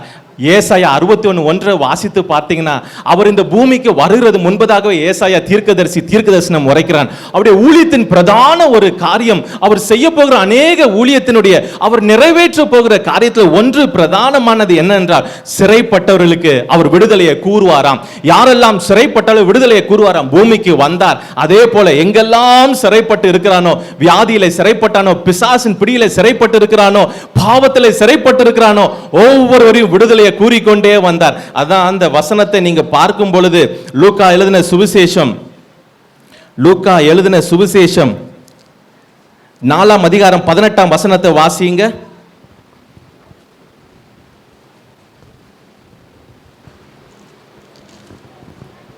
கர்த்தருடைய ஆவியானவர் என்மேல் இருக்கிறார். தரித்திரருக்கு சுவிசேஷத்தை பிரசங்கிக்கவும் என்னை அபிஷேகம் பண்ணினார். இருதயம் நறுங்குண்டவர்களை குணமாக்கவும் சிறைப்பட்டவர்களுக்கு விடுதலையையும். சிறைப்பட்டவருக்கு விடுதலை. கர்த்தருடைய பிள்ளைகளை இன்னைக்கு வந்த உங்களுக்கு கர்த்தர் நிச்சயம் எந்த சிறையில் விடுதலையை கொடுப்பார். கர்த்தர் விடுவிக்கிற தேவன். அதே சிறையில் தம்முடைய ஜனத்தை விடமாட்டார். வெளிப்படுத்தும் விசேஷம் 5ஆம் அதிகாரம் 2-5 வாசித்து பாருங்க. எந்த ஒருவராலையும் அந்த முத்திரிக்கப்பட்ட புஸ்தகத்தை திறக்க யாருக்குமே அதிகாரம் இல்லை. ஆனா ஒரே ஒருவர் ஆட்டுக்குட்டியானவர் 7 முத்திரையை உடைக்கவும் அதை திறக்கவும் அதிகாரம் கொண்டார். உன் வாழ்க்கையில போடப்பட்ட முத்திரை என்னவா இருந்தாலும், பிசாசு போட்டிருக்கலாம், மனுஷர்கள் போட்டிருக்கலாம், சூழ்நிலை போட்டிருக்கலாம், உன்னை எந்த சூழ்நிலை போடப்பட்டிருந்தாலும் அத்தனை முத்திரையும் உடைக்க வல்லமையுள்ள கர்த்தர் இன்றைக்கு உடைப்பார். இன்றைக்கு அவர் உடைப்பார். ஏனென்றால் அவர் எப்படியாப்பட்டவனா கட்டப்பட்டவனை விடுதலை கூற அனுப்புகிறார். நல்லா கவனிங்க. யோசேப்பு விலங்கிடப்பட்டு கட்டப்பட்டிருந்தான் என்று சங்கீதம் 105 சொல்லப்படுகிறது. நான் நினைக்கிறேன் 20ஆம் வசனம், ராஜா ஆள் அனுப்பி, தேவன் ஒருவனை அனுப்பி அந்த கட்டாவை அவிழ்க்க விட வைக்கிறார். பாருங்க, ஒரு கட்டி இருந்த கழுதையை தேவன் சீஷர்கள் 2 பேரை அனுப்பினார். அதை கட்டவிழ்த்து கொண்டு என்னிடத்தில் கொண்டு வாருங்க, அதை எனக்கு வேண்டும். ஒருவரையும் கட்டிலே விடுகிற தேவன் அல்ல. அவர் இறங்கி வந்தது நோக்கம், என் ஜனம் என் பிள்ளை சிறைப்பட்டு இருக்கக்கூடாது, கட்டிலே இருக்கக்கூடாது, அதை நான் விடுதலை ஆக்க வேண்டும். இன்று அவர் அவர் விடுதலையாக்குவார். எந்த கட்டளை இருந்தாலும் சரி, கர்த்தருடைய பிள்ளை ஊழியக்காரனாய் அனுப்பினது, அவர் எனக்கு சொல்லி அனுப்பினது, உன்னை விடுதலையாக்குவார். நீ சிறையிலே இருக்க மாட்டாய். எந்த சிறையா இருந்தாலும் சரி, உன் சிந்தையை பாதிக்கிற சிறையா, உன் இருதயத்திலே ஆவியின் கனியே வெளிப்பட விடாமல் அடைத்து வைத்துக்கிற சிறையாக இருக்கலாம். அன்போ சந்தோஷமும் சமாதானமும் நீடிய பொறுமையும் தயவும் நற்குணமும் சாந்தமும் விசுவாசம் இச்சையடக்கமும் இருதயத்திலிருந்து புறப்பட வேண்டியதை மாறாக அதை விடாதபடி இருளிலே சிறையாக வைத்திருக்கலாம். உன் சிந்தையை சிறைப்படுத்தி வைத்திருக்கலாம். இன்றைக்கு அவர் விடுதலையை கர்த்தர் கொடுப்பார். கர்த்தர் கட்டளையிட்டார், அது நிச்சயம் நடக்கும். இன்றைக்கு ஒரே நிமிஷம் கண்களை மூடி ஜெபம் பண்ணுவீங்களா? எந்த சிறையிருப்பிலே இருக்கிறீர்களோ இன்றைக்கு அவர் அதை கட்டவிழ்ப்பார். எந்தெந்த சிறையிலே இருக்கிறீர்களோ இன்றைக்கு அவர் முறிப்பார். அவர் வார்த்தையின்படி அவர் செய்வார். அவர் சீயோனின் சிறையிருப்பை திருப்புகிறவர். அவர் சீயோனின் சிறையிருப்பை திருப்புகிறவர். உன்னுடைய சிறையிருப்பை இன்றைக்கு திருப்புவார். இனி நீ இதே சிறையிருப்பிலே போக மாட்டாய். இதே சிறையிருப்பிலே நீ போக மாட்டாய். கர்த்தர் உன்னை விடுதலையாக்க அனுப்புவார். யோபின் சிறையிருப்பை மாற்றின கர்த்தர் 42:10 என்ன வாசிக்கிறோம்? அவர் யோபின் சிறையிருப்பை மாற்றினார். மாற்றி அவனுக்கு எல்லாவற்றையும் இரட்டத்தனையாய் தந்த தேவன் அல்லவா? தேவன் இன்றைக்கு இந்த இடத்திலே உலாவுகிறது. அவர் உண்மையானால் நிச்சயம் உன் சிறையிருப்பை அவர் உடைத்து எறிவார். இன்றைக்கு தகப்பனே ஏசப்பா, இந்த ஜனத்தினுடைய சிறையிருப்பை மாற்றுவீராக, உடைத்தெறிவீராக. உம்முடைய பிள்ளைகளுடைய இருதயத்தை சாத்தான் கட்டி வைத்திருக்கலாம். அநேக நாட்களாக இருளிலே இருக்கிற அவர்களுக்கே தெரியாமல் இருக்கலாம். இன்றைக்கு அனல் உரைத்து வெளியே வீரியன்கள் போவதாக அப்போஸ்தலனாகிய பவுல் அனல் மூட்டி எழுப்பும் பொழுது வீரியன் அனல் உரைத்து வெளியே வந்தது போல நான் இன்றைக்கு கர்த்தருடைய வார்த்தையை பிரசங்கிக்கிறேன். உம்முடைய வார்த்தையில் உள்ள வல்லமை பரிசுத்த ஆவியின் அக்கினி உம்முடைய ஜனத்தின் இருதயத்தை சுத்திகரிப்பதாக, எல்லா வீரியன்கள் அனல் உரைத்து வெளியே போவதாக, இருள் நீங்குவதாக, இயேசுவின் நாமத்திலே சிந்தை புதிதாக்கப்படுவதாக, கிறிஸ்து இயேசுவின் சிந்தையாய் மாறுவதாக, இந்த இருதயம் புதிதாக்கப்படுவதாக, எல்லா பொல்லாங்கு எல்லா மாம்சத்தின் கிரியைகள் 17 கிரியைகளை வைத்து தேவ ஜனத்தை கட்டி வைத்திருக்கிற பொல்லாத பிசாசு ஆவிகள் இப்பொழுது சுட்டரிக்கப்படுவதாக இயேசுவின் நாமத்தினாலே. அப்பா, எதிலே சிறைப்பட்டு இருக்கிறார்களோ, அப்பா வீட்டிலே சிறை இருக்கா ஐயா, குடும்பத்திலே சமாதானம் இல்லாமல் சிறையிலே இருக்கிறார்களோ, தேவன் சிறையிருப்பை மாற்றுவீராக. இன்றைக்கு விடுதலை தருவீராக. வியாதி நீங்கட்டும், பலவீனம் நீங்கட்டும், கடன் நீங்கட்டும். இந்த பிள்ளைகளை சிறைப்படுத்த முடியாது. இன்றைக்கு ஒரு விடுதலை அனுப்புவீராக. இயேசுவின் நாமத்தை நான் கட்டவிழ்க்கை கூறுகிறேன். இயேசு கிறிஸ்து ரத்தத்தினாலே இயேசுவின் நாமத்தினாலே கட்டவிழ்ப்பை கூறுகிறேன். இந்த சபைக்கு, இந்த ஜனத்திற்கு எல்லா சிறையிருப்பில விடுதலை ஆவார்களாக. பூமியில எவையை நீ கட்டவிழ்க்கிறோ பரலோகத்தில் கட்டவிழ்க்கப்படும் என்ற வாக்கு தத்துவம் சொன்னது போல பூமியில இன்றைக்கு இந்த சபையிலிருந்து உம்முடைய தேவ ஜனத்தின் மேலே இருக்கிற எல்லா சிறையிருப்பை கட்டவிழ்க்கப்பட்டு போல கட்டளையிடுகிறேன். நிமிர்ந்து நடப்பார்களாக, உமக்கு சாட்சிகளாய் இருப்பார்களாக. தேவனே, உம்முடைய பிள்ளைகளை இருளிலே இருக்க விடாத கர்த்தர் அப்பா, அவளை மாற்றுகிறவர். சிறையிருப்பை பரலோகத்தை விட்டே இறங்கி வந்த தேவன் மாற்றுவீராக. இன்றைக்கு அவர்களை ஆசீர்வதித்து அனுப்புங்க. இன்றையிலிருந்து வாழ்க்கையில் அற்புதங்களை காண்பார்களாக. நீண்ட நாட்கள் பிரச்சனைகள் முடிவுக்கு வருவதாக, நீண்ட நாள் தொல்லைகள் முடிவுக்கு வருவதாக, நீண்ட நாள் பின்தொடர்ந்த சத்ரு இன்றோடு ஒளிவானாக. அவனை பிடிப்பேன், அவனை நான் தொடருவேன் என்று பார்வோன் கங்கணம் கட்டி கொண்டிருந்தான். தேவன் அத்தனையும் கடலின் ஆழத்தில் ஈயம் போல கவிழ்த்து போட்டது போல இன்றைக்கு சபைக்கு விரோதமாக, தேவ ஜனத்திற்கு விரோதமாக சத்ரு எழும்பியிருப்பார். அத்தனை ஈயம் போல அமிழ்ந்து போ என்று கட்டளையிடுகிறேன் இயேசுவின் நாமத்தினாலே. தேவ ஜனம் விடுதலை பெறுவாராக. இன்று கண்ட எகிப்தினை என்றைக்கும் காணாதபடி தேவன் ஜெயத்தை கொடுப்பீராக. இந்த ஜனத்தை ஆசீர்வதிப்பீராக. உங்க முக பிரகாசம் எல்லாமே வீசுவதாக இயேசு கிறிஸ்துவின் நாமத்தினாலே. கர்த்தர் பெரிய காரியங்களை செய்வீராக. உமக்கு மகிமை, ஸ்தோத்திரம், நன்றி நன்றி நன்றி. பாருங்க பிரியமானவர்களே, தேவன் அந்த சிறையிருப்பை மாற்றுகிறவர். அதே நேரத்தில் பாருங்க, நம்முடைய இரட்சகர் சிறையிருப்பிலே தம்முடைய ஜனத்தை மாற்றும் பொழுது அந்த முதல் வசனம் பார்த்தீங்கன்னா, சீயோனின் சிறையிருப்பை கர்த்தர் திருப்பும் போது, ஆங்கிலத்தில் பார்த்தீங்கன்னா டர்ன்ட் அகெயின் என்று சொல்லப்பட்டுகிறது. திரும்பவும் திரும்பவும். இந்த ஜனம் எத்தனையோ முறை சிறையிருப்புக்குள் போனவர்கள், எத்தனையோ முறை. ஆனாலும் ஒவ்வொரு முறையும் திரும்ப திரும்ப திரும்ப வந்து சிறையிருப்பிலிருந்து அவர்களை மாற்றுகிறவர், சிறையிருப்பிலிருந்து விடுதலை கொடுக்கிறவர். நீங்கள் நெகேமியா 9ஆம் அதிகாரத்தை கவனமாக வாசித்து பார்த்தீங்கன்னா, எத்தனை முறை கர்த்தர் அவருடைய சிறையிருப்பை மாற்றினார் என்று நீங்கள் பார்க்க முடியும். எத்தனை முறை. ஆதி முதற்கொண்டு உன் தகப்பன் வழிவிலகி போகிறவன் என்று சொல்லப்படும். எப்பவும் ஆனாலும் அவரை தம்முடைய ஜனத்தின் மேல் மன உருக்கம் உள்ளவர். அவர் இரக்கமாய் கிருபையாய் வந்து அதை திருப்புகிறார். அதான் டர்ன்ட் அகெயின், அவர் திரும்ப செய்கிறார். யோசுவா 4ஆம் அதிகாரத்தை நீங்க பார்க்கும் பொழுது 4:24 வாசிங்களே. அங்கே கர்த்தரே ஒரு காரியத்தை சொல்லுவார் பாருங்க. யோசுவா, உங்கள் தேவனாகிய கர்த்தர் சிவந்த சமுத்திரத்தின் தண்ணீரை நாங்கள் கடந்து தீரும் மட்டும் எங்களுக்கு முன்பாக வற்றி போக பண்ணினது போல உங்கள் தேவனாகிய கர்த்தர் யோர்தானின் தண்ணீருக்கும் செய்து அதை உங்களுக்கு முன்பாக நீங்கள் கடந்து தீரும் அளவும் வற்றி போக பண்ணினார் என்று அறிவிக்க கடவீர்கள் என்றான். கர்த்தர் நீண்ட நாள் பின்தொடர்ந்த காரியம். இந்த ஜனத்திற்கு, இஸ்ரவேல் ஜனக்கு ஒரு நிந்தை, ரொம்ப நாளா ஒரு நிந்தையில இருக்கிறாங்க. இந்த நிந்தை என்றைக்கு மாறி இருக்கணும்னா, எகிப்திலிருந்து வெளியே வந்தாவே நிந்தை மாறி இருக்கணும். ஆனா அந்த நிந்தை மாறல, 40 வருஷமா தொடருது. கர்த்தர் கில்காலில வச்சு மாற்றினார். மாற்றும் பொழுது இங்க ஒரு காரியத்தை சொல்லுகிறார். யோசுவா கிட்ட அங்கிருந்து கல்களை கொண்டு வந்து வை, அதை ஞாபகம் குறிக்காது. என்ன குறிக்கிறதுனா, அவர் சொல்லுகிறார் பாருங்க, உங்கள் தேவனாகிய கர்த்தர் சிவந்த சமுத்திரத்தை தண்ணீரை நாங்கள் கடந்து தீரும் மட்டும் எங்களுக்கு முன்பாக வற்றி போக பண்ணினது போல. அப்படி என்றால் அவர் திரும்பவும் அவர் செய்கிறார். அதான் திரும்பவும் எப்படி செங்கடலை பிளந்து பாதையை வகுத்தாரோ அதே போல அவர் திரும்பவும் யோர்தானிலே பாதையை வகுத்து அவர் உங்களுக்காக அவர் திரும்பவும் தேவன். ஒருவேளை சோர்ந்து போய் இருக்கிறீங்களோ, கர்த்தர் எனக்காக திரும்ப செய்வாரா? நான் ரட்சிக்கப்பட்ட நாளில் எனக்கு அற்புதம் செய்தாரு, நிச்சயமாய் திரும்ப உங்க சிறையிருப்பை மாற்றுவார், நிச்சயமா அவர் திரும்ப செய்வார். அது மாத்திரமல்ல, அவர் திருப்பும் பொழுது தேவன் பாருங்க எப்படி சிறையிருப்பை திருப்பி மகிழ செய்கிறார். எரேமியா 30:17-20 வாசிங்க. எரேமியா 30:17-20. கர்த்தருடைய பிள்ளைகள் எல்லாம் இந்த வார்த்தையை கவனித்து இதை நீங்க வீட்டில் போய் ஒவ்வொரு நாளும் காலையில இல்ல கைகளை வைத்து ஜெபம் பண்ணுங்க. இந்த வசனத்தை கர்த்தர் உங்களுக்கு அப்படியே சுதந்தரிக்க, உங்களுக்கும் உங்க பிள்ளைகளுக்கும் இதை சுதந்தரிக்க செய்வார். வாசிங்க. இப்போதும் ராஜாவாகிய என் ஆண்டவனே. எரேமியா 30:17. எரேமியா 30:17. அவர்கள் உன்னை விசாரிப்பற்ற சீயோன் என்று சொல்லி உனக்கு தள்ளுண்டவள் என்று பெயரிட்டபடியால் நான் உனக்கு ஆரோக்கியம் வரப்பண்ணி உன் காயங்களை ஆற்றுவேன் என்று கர்த்தர் சொல்கிறார்.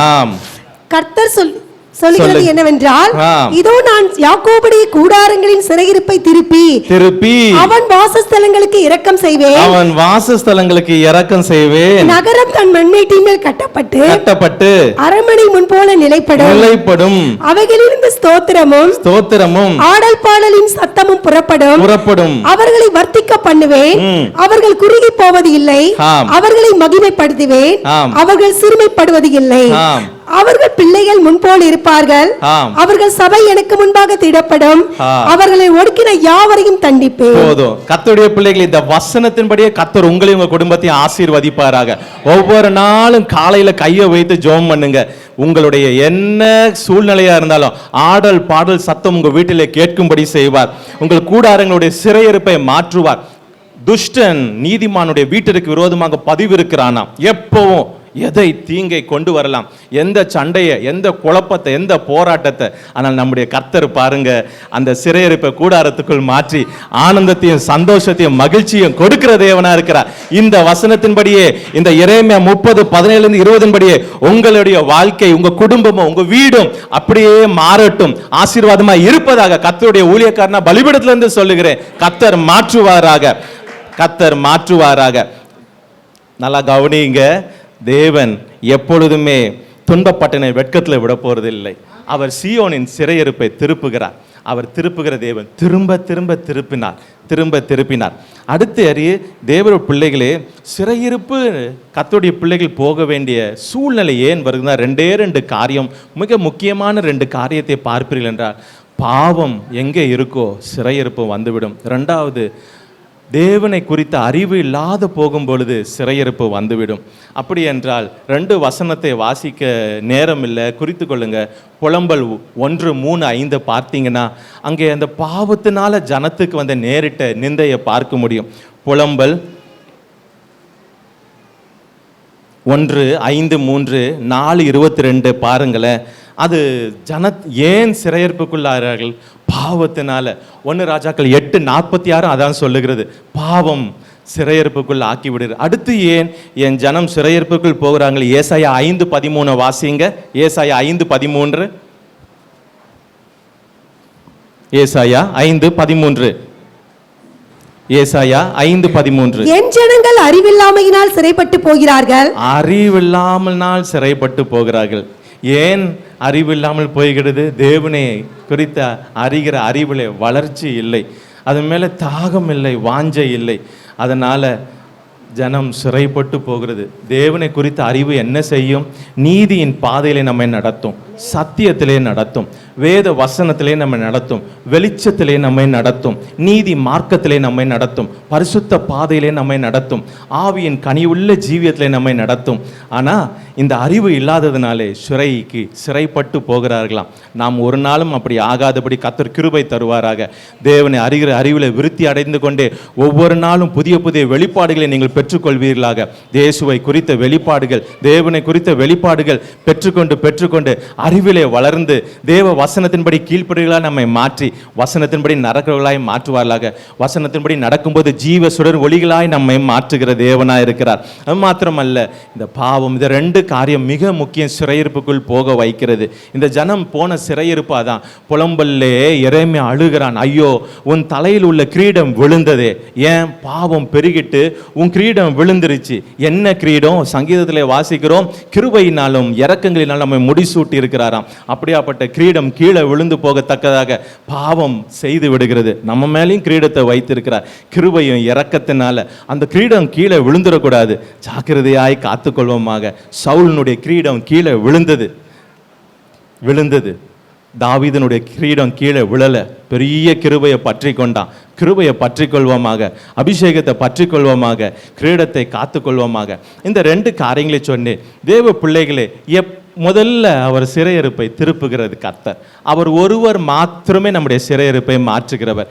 எந்த சிறையிருப்பினாலும் அந்த லேகியோன் என்றவனை அவர் தேடி சென்று அவன் சிறையிருப்பை மாற்றினார்.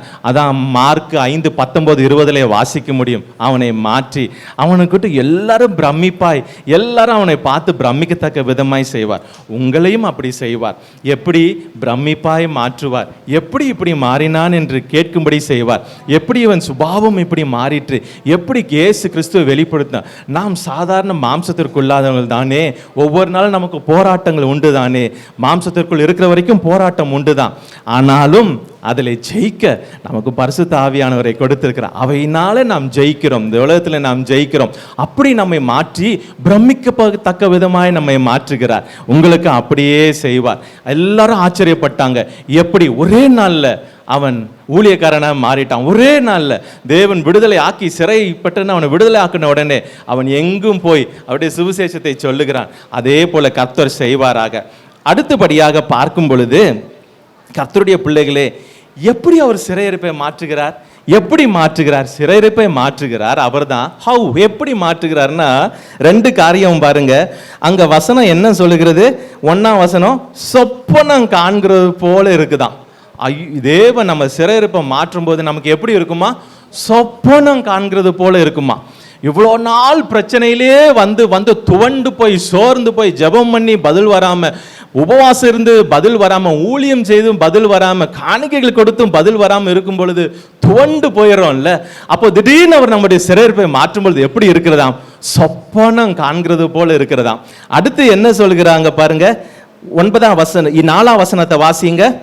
கர்த்தாவே, தெற்கத்தி வெள்ளங்களை திருப்புவது போல எங்கள் சிறையிருப்பை திருப்பும். எப்படி திருப்புறாருன்னா ரெண்டு விதமா திருப்புறார். எப்படி? சொப்பனம் காண்கிறது போல இருக்கிறது. அப்போஸ்தலர் 12:9 வாசித்தீங்கன்னா, பேதுரு அவர்களுக்கு நடந்தது என்ன தெரியாத அளவுக்கு, சொப்பனமா நடக்கிறது நிஜமா என்று தெரியாத அளவுக்கு தேவன் சிறையிருப்பை மாற்றினார். மறுநாள் அவனை கொல்றதற்காக ஏரோது ஆயத்தம் பண்ணி சிறைச்சாலையில கட்டப்பட்டு சிறையில இருக்கும் பொழுது பேதுருவுக்கு தேவன் தூதனை அனுப்பி அவன் கட்டவிழ்த்து எல்லா காவலும், 1ஆம் காவல், 2ஆம் காவல், 3ஆம் காவல் கடந்து வந்து தானாக வாசல்களை திறக்க செய்கிறார். சிறையிருப்பை திருப்பும் போது உங்களுக்கு வாசல் தன்னால திறக்கும். நீங்கள் தட்ட வேண்டிய அவசியம் இல்லை. யார் மனுஷனையும் நாடி போக வேண்டியதில்லை, யாரையும் தேட வேண்டியதில்லை. எப்பவும் கர்த்தர் சமூகத்தை பிடிக்கிறவர்களா இருந்தால் போதும், தேவன் நிச்சயம் மாற்றுவார். 6 குடம் அங்கே தேவனுக்கு முன்பாக யோவான் 2ஆம் அதிகாரத்தில் வாசிக்கிறோம், அவர் முன்பாக நின்று கொண்டே இருந்தது. அது எத்தனை நாட்கள் நின்றதோ நமக்கு தெரியல. ஒரு நாள் சர்வ வல்லவனுடைய கண்கள் அந்த பார்த்து அந்த 6 கற்சாடியின் மேல் பட்டது. அந்த பாத்திரம், அந்த கச்சாடி அங்கேயே தான் நின்று கொண்டிருந்தது. தேவ சமூகத்தில் தேவ பிரசன்னத்தை நின்று கொண்டே இருந்தது. ஒரு நாள் வந்தது, அதை அவர் பார்த்தார். அவர் கண் பட்டுருச்சுன்னா போதும், நம்முடைய வாழ்க்கை வெறும் தண்ணீரை திராட்சை ரசமாய் மாற்றினார். வெறும் வாழ்க்கைய முழுசா தண்ணீரால நிரப்புங்க சொன்னார். முழுவதும் நிரப்பினார். உன் பாத்திரம் வெறுமையா இருந்தாலும் சரி, தேவன் முழுவதும் நிரப்பி சுவையுள்ள திராட்சை ரசமாய் மாற்றுவார். அந்த ரசம் வெளியே போனோன்னா எல்லாரும் கேட்குறாங்க, எங்கிருந்து வந்தது, எங்கிருந்து வந்தது? அது போலதான் உன் வாழ்க்கையை மாற்றுவார். எங்கிருந்து, எப்படி மாறினது என்று அவருடைய சமூகத்திலே மாத்திரம் இருக்க கற்றுக்கொள்ளுங்க.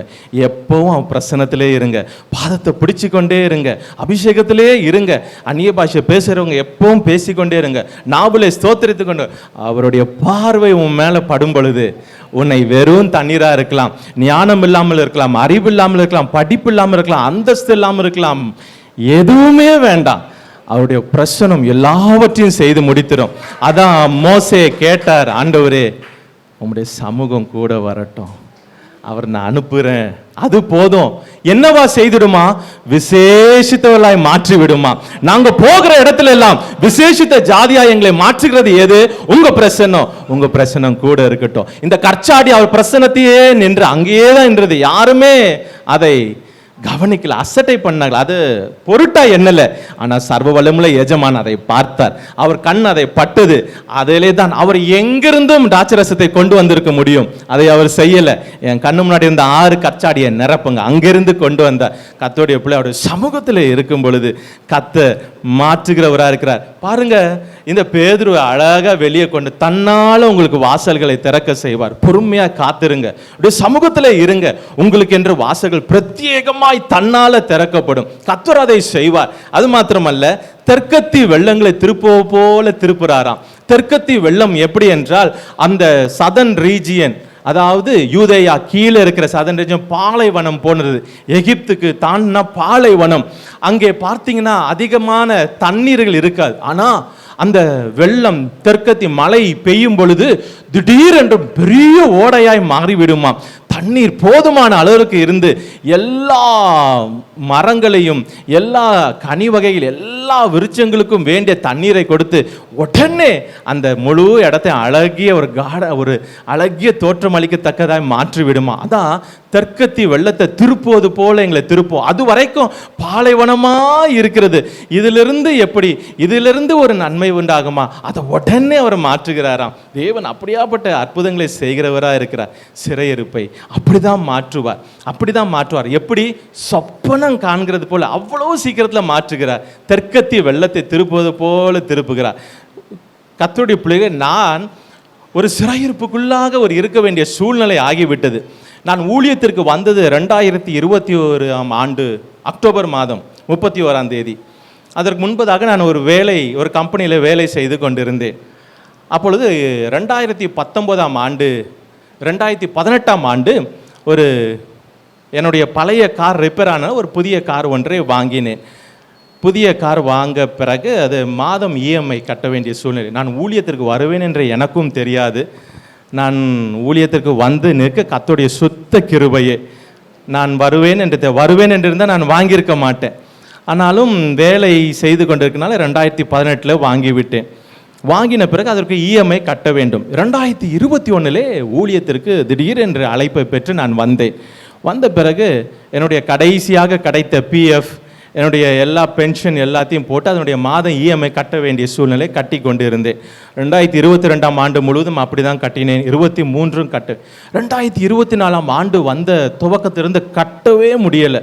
மாதம் ஒரு பெரும் தொகை, கட்டவே முடியாத அளவுக்கு சிறையிருப்புக்குள்ளாக ஒரு சூழ்நிலை, ஒரு நுகத்திற்குள்ளாக இருக்கிறது போல எனக்கு ஒரே வருத்தம். அப்பாவுடைய ஊழியக்காரனாய் நான் இருக்கிறேன், ஒரு சிறையிருப்புலையோ ஒரு நெருக்கத்தில் நான் இருக்கக்கூடாதே என்று பாரம். சரி, அந்த காரை வித்துடலாம் என்று ஊரில், இங்கே என்றால் வாங்க மாட்டார்கள், ஏன்னா இங்கே ஃபோர்ட் கம்பெனியும் க்ளோஸ் ஆகப்பட்டு விட்டது.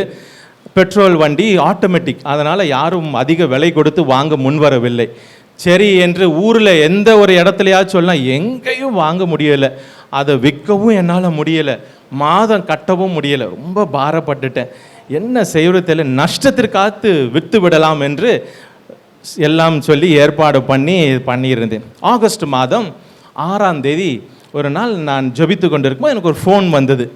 ஃபோன் வந்துன்னு சென்னையில் ஒரு மூத்த போதகர் அவர் என்னுடைய ஊழியத்தை குறித்து விசாரிக்க ஃபோன் செய்தார்.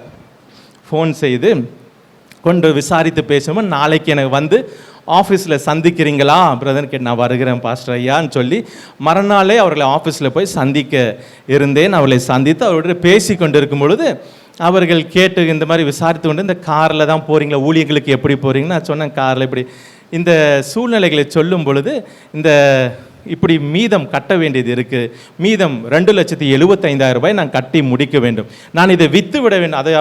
அதை குறித்து அவர்கிட்ட நான் சொல்லவில்லை, இதை நான் விற்கணும் தான் நான் பார்க்கிறேன், விற்று விட வேண்டும் ஐயா. அவர் உடனே கேட்டார் எவ்வளோ பேலன்ஸ் கட்டணும். நான் சொன்னேன் 2,75,000. அந்த நிமிடமே நான் தருகிறேன் என்று உடனே ஆளை கூப்பிட்டார். 2,70,000 எடுத்து வைத்தாங்க. நான் சொன்னேன் நான் வாங்கவே மாட்டேன். இல்லை, அவர் சொன்னார் கர்த்தர் தான் பேசி உங்களுக்கு ஃபோன் பண்ண சொன்னார், நீ ஒரு தேவையில இருக்கிறாய், அதற்கு தான் உன்னை அழைத்தேன் என்று சொல்லி ஒரே நாளில் 24 மணி நேரத்தில் அந்த பணத்தை செலுத்தி பேங்க்ல கொடுத்து NOC வாங்கி என்னுடைய அந்த மாற்ற வேண்டிய காரியங்களை எல்லாம் 24 ஹவர்ஸில் முடித்தாச்சு. நம்முடைய தேவன் அப்படியாப்பட்டவர், தெற்கத்தி வெள்ளத்தை திருப்புறது போல திருப்புவார். அநேக நாளாய் முடியாமல் தவித்து தவித்து தவித்து தவித்திருக்குமோ ஒரே வினாடியில் சொப்பனம் காண்கிறது போல உனக்காக செய்கிற தேவன். அவர் சிறையிருப்பை மாற்றுகிறவர். தேவனுடைய பிள்ளையே, இன்றைக்கு உனக்கும் அதையே செய்வார். எந்த சிறையிருப்பை மாற்றணும் நீ கண்ணீரோடு இருக்கிறாயோ அதை மாற்றி போடுவார். உன்னை அந்த சிறையிருப்பில் தவிக்க விட மாட்டார். நீ நினைக்கலாம் நான் தவிக்கிறேனே என்று, ஆனால் கர்த்தர் குறித்த வேலை வரும் பொழுது அதை ஒரே வினாடியில் அவர் திருப்பி மாற்றி போட்டு விடுவார். அதான் நம்முடைய கர்த்தர், அவர் மாற்றுகிறார். சொப்பனம் காண்கிறது போல. உங்களுக்கே ஆச்சரியமா இருக்குது, நடக்கிறது உண்மையா, இது நிஜமா, இப்படியெல்லாம் நடக்குமா? அவர் செய்ய வல்லவர். ஏன்னா அந்த சராசரத்தை படைத்தவர் அல்லவா, எலியோன் என்று அழைக்கப்படுகிற தேவன் அல்லவா. அவர் உங்களுக்காக எனக்காகவே அவர் செய்வார். பிரத்யேகமான வாசல்களை உங்களுக்காக திறப்பார். நீங்கள் நினையாத வாசலை தேவன் திறக்க செய்வார். நம்பிக்கையோடு இருங்க. அவர் திருப்புகிற தேவன். கர்த்தருடைய பிள்ளைகளே, அவர் அது மாத்திரமே திருப்புகிற கர்த்தர். கடைசியாக ஒரு 3 காரியத்தை, இதனால நமக்கு என்ன ஆசீர்வாதம், முதல்ல என்ன பார்த்தோம், அவர் நம்ம சிறையிருப்பை, நம்முடைய சிறையிருப்பை திருப்புகிறவர். அவர் எப்படி திருப்புறார்? சொப்பனத்தை போல, தெற்கத்தி வெள்ளத்தை திருப்பது போல திருப்புறார். 3வது, அவர் திருப்பும் பொழுது நமக்கு என்ன நடக்கிறது, அவர் அந்த அப்படி சிறையிருப்பை மாற்றி திருப்பி போடும் பொழுது நமக்கு என்ன நடக்கிறது என்று அதே வசனம் 2 வாசியுங்க. அப்பொழுது நம்முடைய வாய் நகைப்பினாலும் நம்முடைய நாவு ஆனந்த சத்தத்தினாலும் நிறைந்திருந்தது. அப்பொழுது கர்த்தர் இவர்களுக்கு பெரிய காரியங்களை செய்தார் என்று புறஜாதிகளுக்குள்ளே சொல்லிக் கொண்டார்கள். 3ஐயும் வாசிங்க. கர்த்தர் நமக்கு பெரிய காரியங்களை செய்தார், இது நிமித்தம் நாம் மகிழ்ந்திருக்கிறோம். நல்லா கவனிங்க. முதல்ல என்ன நடக்குன்னா, தேவன் அவர் நமக்காக சிறையிருப்பை திரும்ப நமக்கு என்ன உண்டாகுது, ஒரு மகிழ்ச்சி உண்டாகிறது. மகிழ்ச்சி, ஜாய், ஹாப்பினஸ் இல்லை, ஜாய், மகிழ்ச்சி. ஹாப்பினஸ் என்று சொல்லும் பொழுது ஒரு புறத்தினுடைய காரியத்தினால நமக்கு வருகிற சந்தோஷம். எப்படி ஒரு வெளியே ஒருத்தர் சிரிச்சா சிரிப்போம், உள்ள அப்படி இருக்காது. ஆனால் ஜாய், மகிழ்ச்சி அப்படி இல்லை. ஆவியின் கனிகளில் ஒன்று அந்த சந்தோஷம், அந்த ஜாய், அதை அவர் நமக்கு கொடுக்கிறார். எந்த போராட்டத்திலும் கடல் கொந்தளித்து மோதினாலும் அவருக்குள்ள மகிழ்ச்சியா இருக்க செய்கிறார். கர்த்தருக்குள் மகிழ்ச்சியா இருப்பதே நம்முடைய பலன். அதுதான் நம்முடைய கர்த்தருடைய பிள்ளைகளுடைய பலனே. அதான் எப்படி இவ்வளோ போராட்டத்திற்குள்ள மகிழ்ச்சியா, அது அவர் கொடுக்கிற மகிழ்ச்சி. இந்த ஜனத்திற்கு சிறையிருப்பில் அவர் கொடுக்கிற மகிழ்ச்சி, உங்களுக்கும் அதே மகிழ்ச்சியை கொடுக்கிற கர்த்தரா இருக்கிறார். அந்த மகிழ்ச்சியில் தேவனுடைய பிள்ளைகளே, மகிழ்ச்சியில் எப்படியாப்பட்ட காரியங்களாம் கர்த்தர் செய்கிறாருன்னா நல்லா கவனிங்க. தீர்க்க தரிசனமாக உங்களுக்கு இருக்கலாம். அவர் எப்படியெல்லாம் மகிழ்ச்சியை உண்டாக்குகிறார். ஈசாக்கு கொடுத்தோன்ன ஒரே மகிழ்ச்சி, பிள்ளையை கொடுத்து உங்களை மகிழ்ச்சி ஆக்குவார். உங்களுக்கு ஒரு ஆண் பிள்ளையை கொடுத்து உங்களை மகிழ்ச்சி ஆக்குவார். யாருக்கு வருதோ தெரியல, பற்றி கொள்ளுங்க. ஆண் பிள்ளையை கொடுத்து மகிழ்ச்சி ஆக்குவார். ஈசாக்கை கொடுத்து அந்த குடும்பத்திற்கு மகிழ்ச்சியை கொடுத்தார். அவர் வெற்றிகளை கொடுத்து மகிழ்ச்சியை கொடுத்தார். தாவீது 1 சாமுவேல் 18:6 வாசிப்போம். எல்லாருக்கும் மகிழ்ச்சி உண்டானது வெற்றியினால, கோலியாத்தை ஜெயித்தனால். அடுத்தவர் என்ன செய்வார் என்றால், எஸ்ரா 3:12-13 வாசிங்களேன். இந்த காரியத்தை வாசிப்போம். எஸ்ரா 3:12-13. எஸ்ரா 3:12-13. 592. முந்தின ஆலயத்தை கண்டிருந்த முதிர் வயதான ஆசாரியரிலும் லேவியரிலும் பிதாக்கள் வம்சங்களின் தலைவரிலும் அநேகர் இந்த ஆலயத்துக்கு தங்கள் கண்களுக்கு முன்பாக அஸ்திபாரம் போடப்பட்டிருக்கிறதை கண்டபோது மகா சத்தமிட்டு அழுதார்கள். வேறு அநேகம் பேரோ கம்பீர சந்தோஷமாய் ஆர்ப்பரித்தார்கள். ஜனங்கள் மகா கம்பீரமாய் ஆர்ப்பரிக்கிறதினால் அவர்கள் சத்தம் வெகு தூரம் கேட்கப்பட்டது.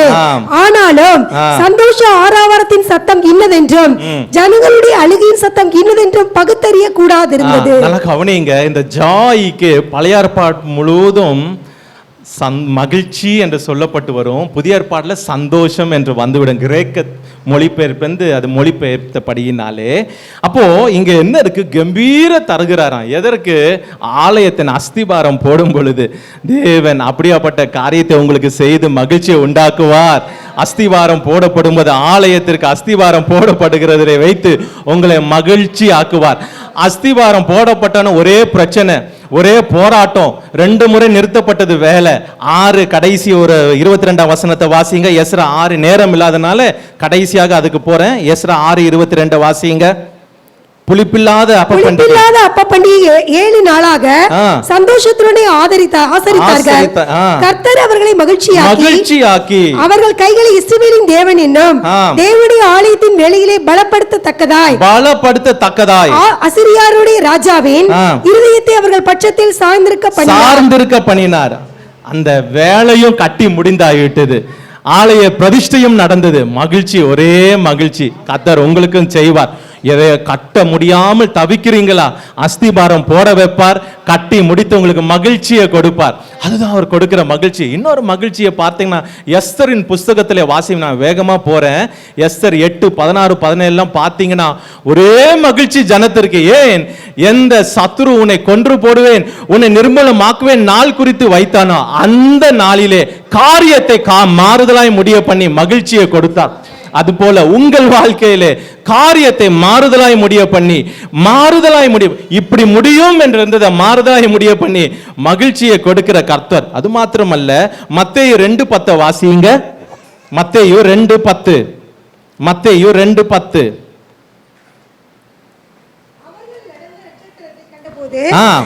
மிகுந்த ஆனந்த சந்தோஷம் நட்சத்திரத்தை தவற விட்டு விட்டார்கள் சாஸ்திரிகள். அவர்கள் நினைத்தார்கள் யூதருடைய ராஜா அரண்மனையிலே பிறப்பார் என்று நம்பி போய், ஆனால் ஏமாந்து போன உடனே நட்சத்திரத்தை தவற விட்டு விட்டார்கள்.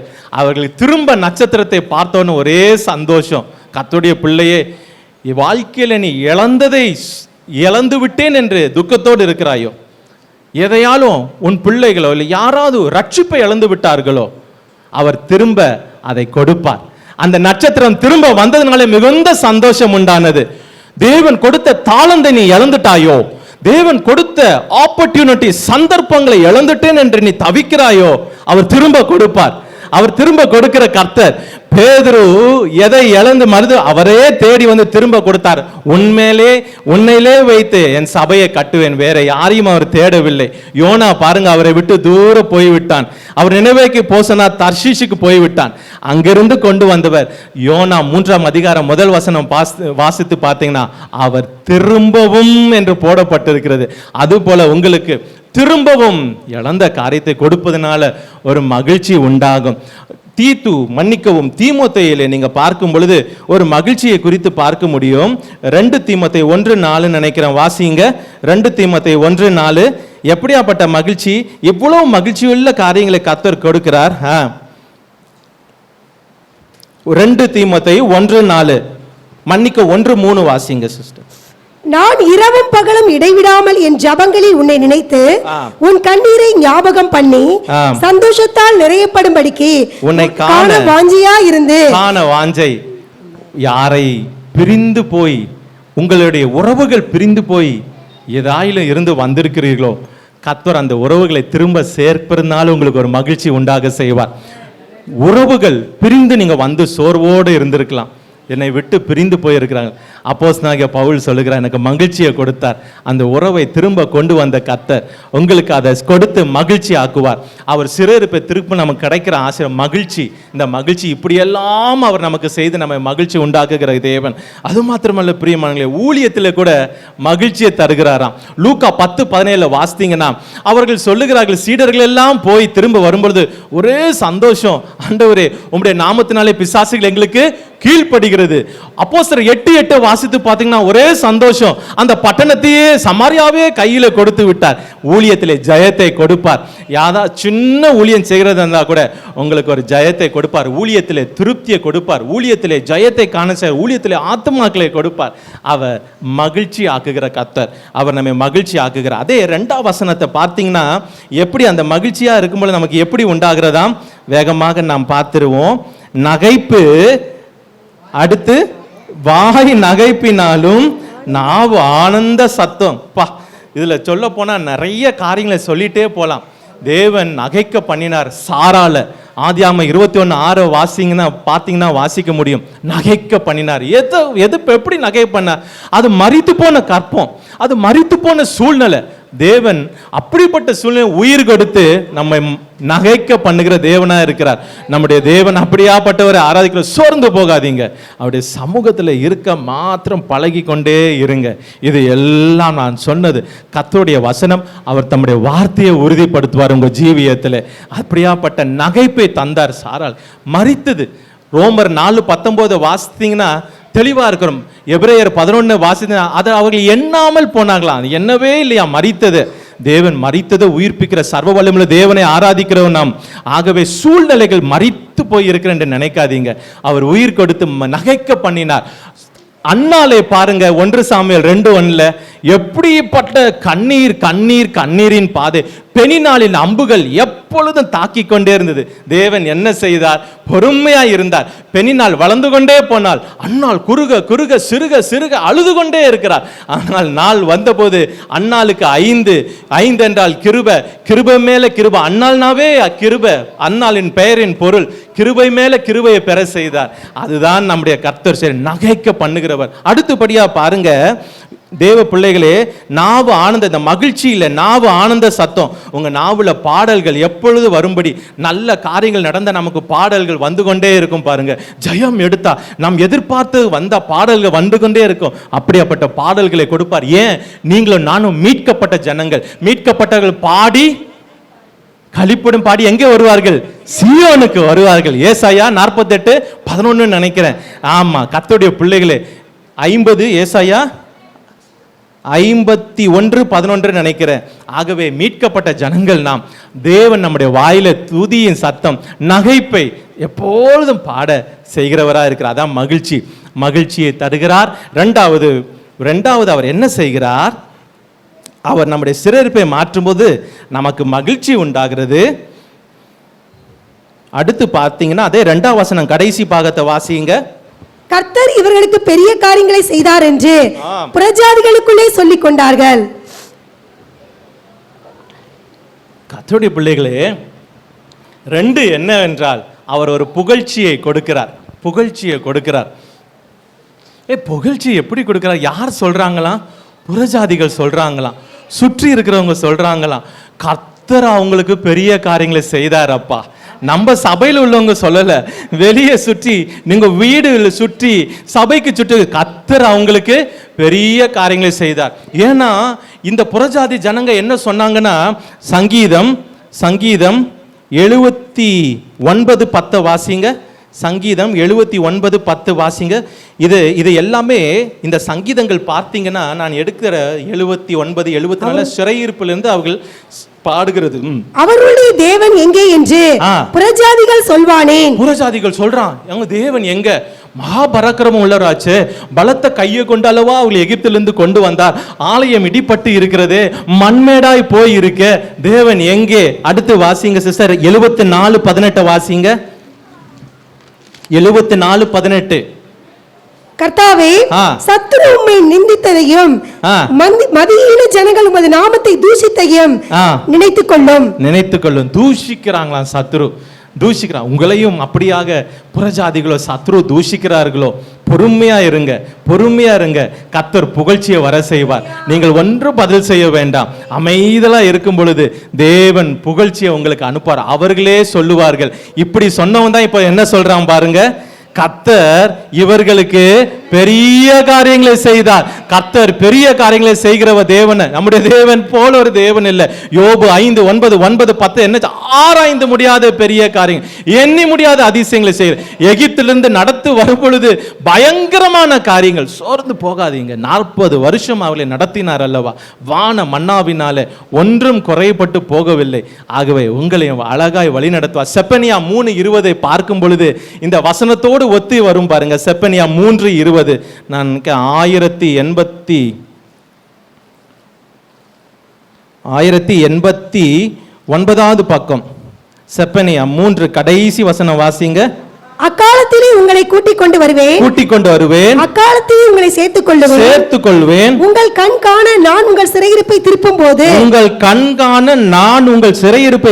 போது பூமியில் உள்ள சகல ஜனங்களுக்குள்ளும் நான் உங்களை கீர்த்தியும் புகழ்ச்சியுமாக வைப்பேன் என்று கர்த்தர் சொல்கிறார். அதுதான் சொல்றது. இரண்டாவது குறிப்பு என்ன என்றால் புகழ்ச்சி. நீங்கள் அல்ல, உங்களுக்கு தேவ ஜனம் அல்ல, புறஜாதிகள், உங்களை சுற்றி இருக்கிறவர், உங்களை பகைத்தவர், வேலை ஸ்தலத்திலேயோ இல்லை வியாபாரத்திலேயோ எந்த இடத்துல தேவன் உன்னை புறஜாதி சொல்லினானோ, புறஜாதி தூஷித்தானோ, அவர்கள் முன்பாக தேவன் உங்களுக்கு பெரிய காரியங்களை செய்தார் என்று சொல்ல வைப்பார். நெபுகாத் நேசர் என்ற ராஜா இருந்தான், அறிவீர்கள் அல்லவா? அவன் சொன்னான், உங்கள் தேவனே தேவன். சாத்ராக் மேஷாக் ஆபேத்நேகோ அவ்வளவு நம்பிக்கையுடையவர்களாக இருந்தார்கள். என்ன, அவர் எங்களுக்கு கொன்று போட்டால் நான் அவர் மேல் நம்பிக்கையா இருப்போம். அதுதான் அவங்க செஞ்சது. நம்பிக்கையில அவ்வளவு நம்பிக்கையா இருந்தாங்க. ஏன்னா கிறிஸ்தவ வாழ்க்கை நம்பிக்கை, அன்பு, விசுவாசம் இதுல தான் நிற்கிறது. இது மூன்றும் இதுல அஸ்திபாரமாய் நிற்கிறது. அதை அவர் உறுதியா பற்றி கொண்டிருந்தாங்க. நம்பிக்கையில் நாங்கள் விடவே மாட்டோம். அவர் எங்களை தப்புவிக்காம போனாலும் சரி, தப்புவித்தாலும் சரி, அந்த நம்பிக்கையில் தேவன் அவர்களுடைய நம்புகிறவர்களை அறிந்திருக்கிறார். அவரை நம்புகிறவர்களை அறிந்து இறங்கி வந்து விடுதலை. அவன் தாழ விழுந்து இவர்கள் தேவனே தேவன். தரியு ராஜாவும் அதேதான். தானியேலுக்கு சொல்லுவான், தேவ பிள்ளைகளே, அப்படியாப்பட்ட காரியத்தை புறஜாதிகள் சொல்லும்படியான புகழ்ச்சியை உங்களுக்கு கொடுப்பார். கர்த்தர் அவர்களுக்கு பெரிய காரியங்களை செய்தார். மூன்றாவது கடைசியாக ஒரு காரியத்தை நான் சொல்லி முடிக்கிறேன். மூன்றாவது கர்த்தர் எதை செய்கிறார்? 5:6 126 5:6 வாசிங்க. கண்ணீரோடு விதைக்கிறவர்கள் கம்பீரத்தோடு அறுப்பார்கள். அள்ளி தூவும் விதையை சுமக்கிறவன் அழுது கொண்டு போகிறான், ஆனாலும் தான் அறுத்த அரிகளை சுமந்து கொண்டு கம்பீரத்தோடு திரும்பி வருவான். அவர் நம்முடைய சிறையிருப்பை திருப்பும்போது நமக்கு மகிழ்ச்சி உண்டாகிறது, நமக்கு புகழ்ச்சி உண்டாகிறது, நமக்கு ஒரு அறுவடை கிடைக்கிறது. அறுவடை என்ன அறுவடை? இங்க பார்த்தீங்கன்னா கண்ணீரோடு விதைக்கிறாங்களாம், அவர் கம்பீரத்தோடு அறுக்க செய்கிறாராம். கர்த்தருடைய பிள்ளைகளே, ஓசியா 6:11 வாசிங்களேன். சிறைப்பட்டவனுக்கு அவர் கொடுக்கிற அறுவடையை பாருங்க. ஓசியா 6:11.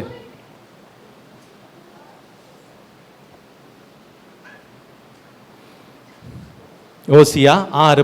யூதாவே, உனக்கு ஒரு அறுப்பு காலம் நியமிக்கப்பட்டிருக்கிறது. உனக்கு வந்த ஒவ்வொருவருக்கும் ஒரு அறுப்பு காலம் நியமிக்கப்பட்டிருக்கிறது. உனக்கு ஒரு அறுப்பு காலம் உண்டு. நிச்சயம் நீ அறுவடையை செய்வாய். கர்த்தருடைய பாதத்தில் வடித்த ஒவ்வொரு கண்ணீருக்கும் பலன் உண்டு.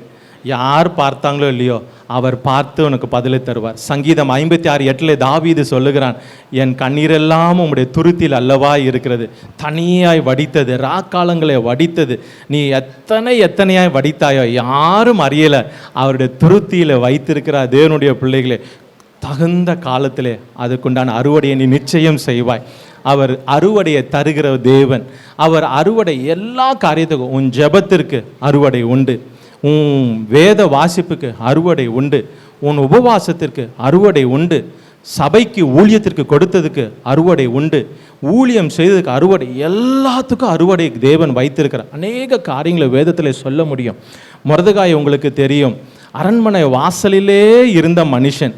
அரண்மனை வாசலிலே ஒரு நாள் ராஜாக்கு ஒரு ஆபத்து என்றது அவன் அறிந்து அவன் அதை தூது சொல்லு, அது அத்தோடு மறந்து போகப்பட்டது. கர்த்தர் மறக்கவே இல்லை, கணக்கில் வைத்து கொண்டே இருக்கிறார். தகுந்த காலத்தில் சிறையிருப்பை மொர்தெகாய் இதை திருப்பும் பொழுது அவர் திருப்பி மொர்தெகாய்க்கு என்ன செய்தார்னா கனத்தையும் மேன்மையும் கொடுத்தார்.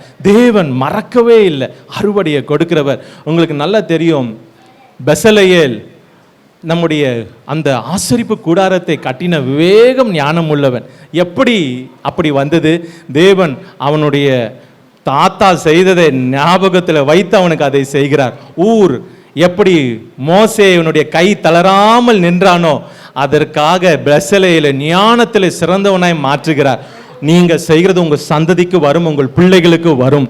நீங்கள் எதையெல்லாம் கர்த்தருடைய சமூகத்தில் செய்கிற ஒரு நிமிஷம் கூட வீணாகாது. கர்த்தர் அவ்வளவுத்தையும் பலனை தருவார். ஒருவேளை அப்படி நினைக்காதீங்க. ஆசாப் அப்படிதான் நினைத்தான். 73ஆம் சங்கீதத்தில் வீணோ இல்லை, எல்லாவற்றுக்கும் பலன் உண்டு. அவர் அறுவடையை உங்களுக்கு கொடுக்கிற கர்த்தர் அறுவடை நிச்சயம் கொடுப்பார். அந்த கொடுத்த எபெதமெலேக் என்ற ஒருவனை பார்க்க முடியும். நம் கருப்பு இனத்தை சேர்ந்தவன் எரேமியா முற்றத்தில் அடைக்கப்பட்டிருந்தான். எரேமியா 38-39 நீங்க அதை வாசிக்க முடியும். முற்றத்தில் அடைக்கப்பட்ட எரேமியாக்காக ஓடி போய் ராஜாவிடத்துல பேசுறான். எரேமியா வெளியே வந்துட்டான். காரியம் மறக்கப்பட்டது, கர்த்தர் மறக்கல. சின்ன சின்ன காரியத்தையும் கணக்கில் வைத்திருக்கிறவர். அதை நினைத்து அந்த ஒரு வசனத்தை வாசிங்க. எரேமியா 39,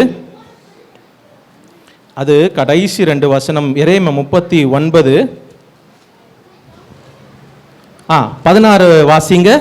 நீ போய் எத்தியோப்பியனாகிய எபெத்மெலேக்கு சொல்ல வேண்டியது என்னவென்றால், இதோ என்னுடைய வார்த்தைகளை இந்த நகரத்தின் மேல் நன்மையாக அல்ல தீமையாக வரப்பண்ணுவேன். அவைகள் அந்நாளிலே உன் கண்களுக்கு முன்பாக நிறைவேறும் என்று இஸ்ரவேலின் தேவனாகிய சேனைகளின் கர்த்தர் சொல்லுகிறார். ஆனால் அந்நாளிலே உன்னை தப்புவிப்பேன் என்று கர்த்தர் சொல்லுகிறார். நீ பயப்படுகிற மனுஷரின் கையிலே ஒப்புக் கொடுக்கப்படுவதில்லை. கர்த்தர் நிச்சயமாய் விடுப்பேன். ஏன்? நீ அன்றைக்கு எரேமியாக்கு செய்ததை எல்லாரும் மறந்திருக்கலாம், நான் மறக்கல, நான் கணக்கில் வைத்திருக்கிறேன். கர்த்தருடைய பிள்ளைகளே, தேவ சமூகத்தில் அதிகமா இருங்க. ஒன்றையும் மறக்க மாட்டார். அது ஒன்றுக்கு தான் அதிகமான பலன் இந்த உலகத்துல. நமக்கு தேவனுக்கு செலவு பண்ணுகிறது, தேவனுக்காக நாம் செய்கிறது, கர்த்தருடைய பாதத்தில் இருப்பதுதான் அதிக பலன். வேற எதுவுமே அவ்வளவு பலன் நமக்கு திரும்ப வராது. உலகத்தின் எந்த காரியம், நீ அதிகமாய் வேலை செய்தாலும் சரி, அதிகமாய் படித்தாலும் சரி, அதிகமாய் எதை செய்தாலும் இதற்கு ஈடு ஒன்றும் கிடையாது. ஆகவே கிடைக்கிற நேரத்தில் எல்லாம் கர்த்தருக்காக, கர்த்தருடைய ஊழியத்திற்காக கொடுங்க, செய்யுங்க, அவருடைய சமூகத்தில் இருங்க. மிகுதியான அறுவடையை கொடுப்பார், ஆசீர்வதிப்பார். கர்த்தர் அவர் திருப்புகிறவர். அவர் துன்பப்பட்டவனை வெட்கத்தோடு திரும்ப விடாதிருக்கிற கர்த்தர். அவர் உங்கள் சிறையிருப்பை மாற்றிவிட்டார். அவர் சொப்பனம் காண்கிறது போல மாற்றுகிறார். தெற்கத்தி வெள்ளத்தை திருப்புறது போல திருப்புறார். அவர் திருப்பிடப்ப நமக்கு எப்படின்னா, நமக்கு ஒரே மகிழ்ச்சி, நமக்கு ஒரு புகழ்ச்சி, நமக்கு ஒரு அறுவடை கிடைக்கிறது. கர்த்தர் இவை மூன்றையும் தந்து உங்களையும் சபையும் ஆசீர்வதிப்பாராக. எங்களை அதிகமாய் நேசிக்கிற பரலோகத்தின் பிதாவே, இயேசு கிறிஸ்துவின் நாமத்தினால நம்முடைய பாதப்படியில் வருகிறோம். ஏசப்பா, நீங்க கொடுத்த வார்த்தையை சொல்ல அடியேனு கொடுத்த கிருபைக்காக, பலத்திற்காக, அபிஷேகத்திற்காக ஸ்தோத்திரம். இப்பொழுதும் இந்த வார்த்தை உங்களுடைய ஜனத்தின் மேல, சபையின் மேல 100 மடங்கு பலனை தருவதாக. யார் யாருக்கெல்லாம் தீர்க்க தரிசனமாய் வந்ததோ அது அப்படியே நடப்பதாக. உங்களுடைய வார்த்தையில் உள்ள வல்லமை வெளிப்படுவதாக. தேவ ஜனம் எப்படி கேட்டிருந்தாலும் சரி, எசேக்கியா ஜனத்திற்காக ஜெபித்தான், தேவன் பாதகத்தை மன்னித்தீர், தேவன் இரக்கம் காண்பித்தீர். உம்முடைய இந்த சபை, போதகர் ஐயா குடும்பம், இந்த தேவ பிள்ளைகள் ஜனம் குடும்பம் நினைத்து ஆசீர்வதித்து தெற்கத்தி வெள்ளங்களை திருப்ப போல எங்கள் வாழ்க்கையை திருப்புங்க, நீரோடைகளாய் நிரப்புங்க. கர்த்தர் பாலைவனங்கள் மாறுவதாக. மகிழ்ச்சியை கொடுங்க. எதிலெல்லாம் மகிழ்ச்சி பார்த்தோம், நீர் கொடுக்கிற மகிழ்ச்சி, எழுந்ததை திரும்ப தருகிறவர், உறவுகளை திரும்ப தருகிறவர், ஜெயத்தை கொடுத்து மகிழ்ச்சியாக்கினவர், பிள்ளையை கொடுத்து மகிழ்ச்சியாக்கினவர். அப்பா, நீர் இந்த ஜனத்தை அவர்கள் கட்டை எழுப்பி வேண்டியதை கட்டி அஸ்திபாரம் போட்டு கட்டி முடிக்க கிருபையை தந்தவர். நெகேமியாக்கு அலங்கத்தை கட்டி முடித்தவர். சன்பலாத்துக்கு எழும்பலாம், தொபியாக்கள் எழும்பலாம். கர்த்தர் அவை எல்லாம் அதமாக்கி அவர்களை மகிழ பண்ணவர். சபையும் ஜனத்தையும் மகிழ பண்ணுவீராக. இவர்கள் புகழ்ச்சி உண்டாக செய்வீராக. எல்லாரும் இந்த ஜனத்தை பார்த்து சொல்வார்களாக, கர்த்தர் அவர்களுக்கு பெரிய காரியங்களை செய்தார், கர்த்தருடைய கரம் அவர்களுக்காக நீட்டப்பட்டு இருக்கிறது, நாம் என்ன செய்ய முடியும்? கர்த்தர் அவர்களுக்கு கரத்தை நீட்டி அற்புதங்களை செய்கிறார். உம்முடைய பெரிய காரியங்களை இந்த ஜனத்திற்காக, சபைக்காக, தேவ பிள்ளைகளுக்காக செய்வீராக. மனம் இறங்கி செய்யுங்க. பெரிய காரியங்களை காணும்படி செய்யுங்க. இந்த ஆண்டு முழுவதும் சொல்லுவார்களாக, கர்த்தர் எனக்கு பெரிய காரியங்களை செய்தார். புறஜாதிகளை குறித்து சொல்லுவார்களாக. தேவனே, நாமம் மகிமைப்பட ஜனத்துக்கு புகழ்ச்சி வர பண்ணுங்க. கடைசியாக அறுவடையை கொடுங்க. எல்லா இவர்கள் வடித்த கண்ணீருக்கு அறுவடையை கொடுங்க. இவர்கள் எதற்கெல்லாம் கண்ணீர் வடித்தால பதிலை கொடுங்க அப்பா. ஜெபத்திற்கு பதிலை கொடுங்க, அறுவடையை கொடுங்க. இவனுடைய தியாகத்திற்கு, உபவாசங்களுக்கு, காணிக்கைகளுக்கு எல்லாம் செய்ததற்கு தேவன் அறுவடையை கொடுத்து மகிழ பண்ணுவீராக. என் ஜனம் நல்ல வஸ்திரங்கள் உடுத்து நல்ல ஆகாரத்தை புசித்து திருப்தியா இருப்பார். வியாபாரங்கள் கையிலே சேரும் என்ற வசனத்தைப்படி இந்த ஜனம் ஆசீர்வதிக்கப்பட்டு இருப்பார்களாக. அப்பா நடத்துவீராக. எரேமியா 30ஆம் அதிகாரம் 17-20 உள்ள அத்தனையும் இந்த ஒவ்வொருவரோட வசனத்தை கேட்ட அத்தனை பேருடைய வாழ்க்கையில ஜீவியத்தில் நிறைவேறுவதை இவள் கண்டு சபையிலே சாட்சியா நிறுத்துவீராக. இவளுக்கு ஆரோக்கியம் வரட்டும், சௌக்கியம் வரட்டும். இந்த ஜனத்துடைய வீட்டிலே ஆடல் பாடல் சத்தம் தொனிக்கட்டும். கர்த்தர் மண்மேடுகளை நீக்கி போட்டு அழகிய கட்டி எழுப்புவீராக. பெரிய காரியங்களை கர்த்தர் செய்வீராக. ஒவ்வொருவரையும் ஆசீர்வதிங்க. ரத்தத்துக்குள்ள ஒப்பு கொடுக்கிறேன், கிருபைக்குள்ள ஒப்பு கொடுக்கிறேன். பாதுகாப்பீராக. அவருடைய வீடுகள் பாதுகாக்கப்பட்டு இருக்கட்டும். சத்துருவாண்ட உட்புகுதல் குடியோடி போதும் இராதபடி செய்யுங்க. ரத்தத்தினால மூடப்பட்டிருக்க கைகளும் பிரயாசங்கள் ஆசீர்வதிக்கப்பட்டோம். நன்மையின் மேல நன்மையை காணும்படி செய்யுங்க. ஏசப்பா ஆவியின் கனியினால் நிரம்பி இருக்க செய்யுங்க. தேவனை நம்முடைய பரிசுத்தத்தினால் அலங்கரிப்பீராக. நம்முடைய ஜனத்தை சாட்சிகளாய் உமக்கு என்று ஜீவ சுடர் ஒளியாய் நிற்க கிருபை தருவீராக. பாதுகாத்துக் கொள்ளுங்க. ஒவ்வொருவரையும் ஆசீர்வதிக்கிறேன். சபை போதகர் ஐயாவையும் குடும்பத்தையும் ஆசீர்வதிக்கிறேன். மென்மேலும் உயர்த்துங்க. அவன் மீதிலோ அவன் கிரீடம் பூக்கும் என்றது போல உம்முடைய ஆசாரியனுக்கு இந்த சபைக்கு நீர் வைத்த தீர்க்கதரிசியும் ஆசாரியனுமான அந்த தாசர் மேலுடைய கிரீடம் பூத்து கொண்டே இருக்கட்டும். அவங்க குடும்பத்திற்கும் அப்படியே இருப்பதாக.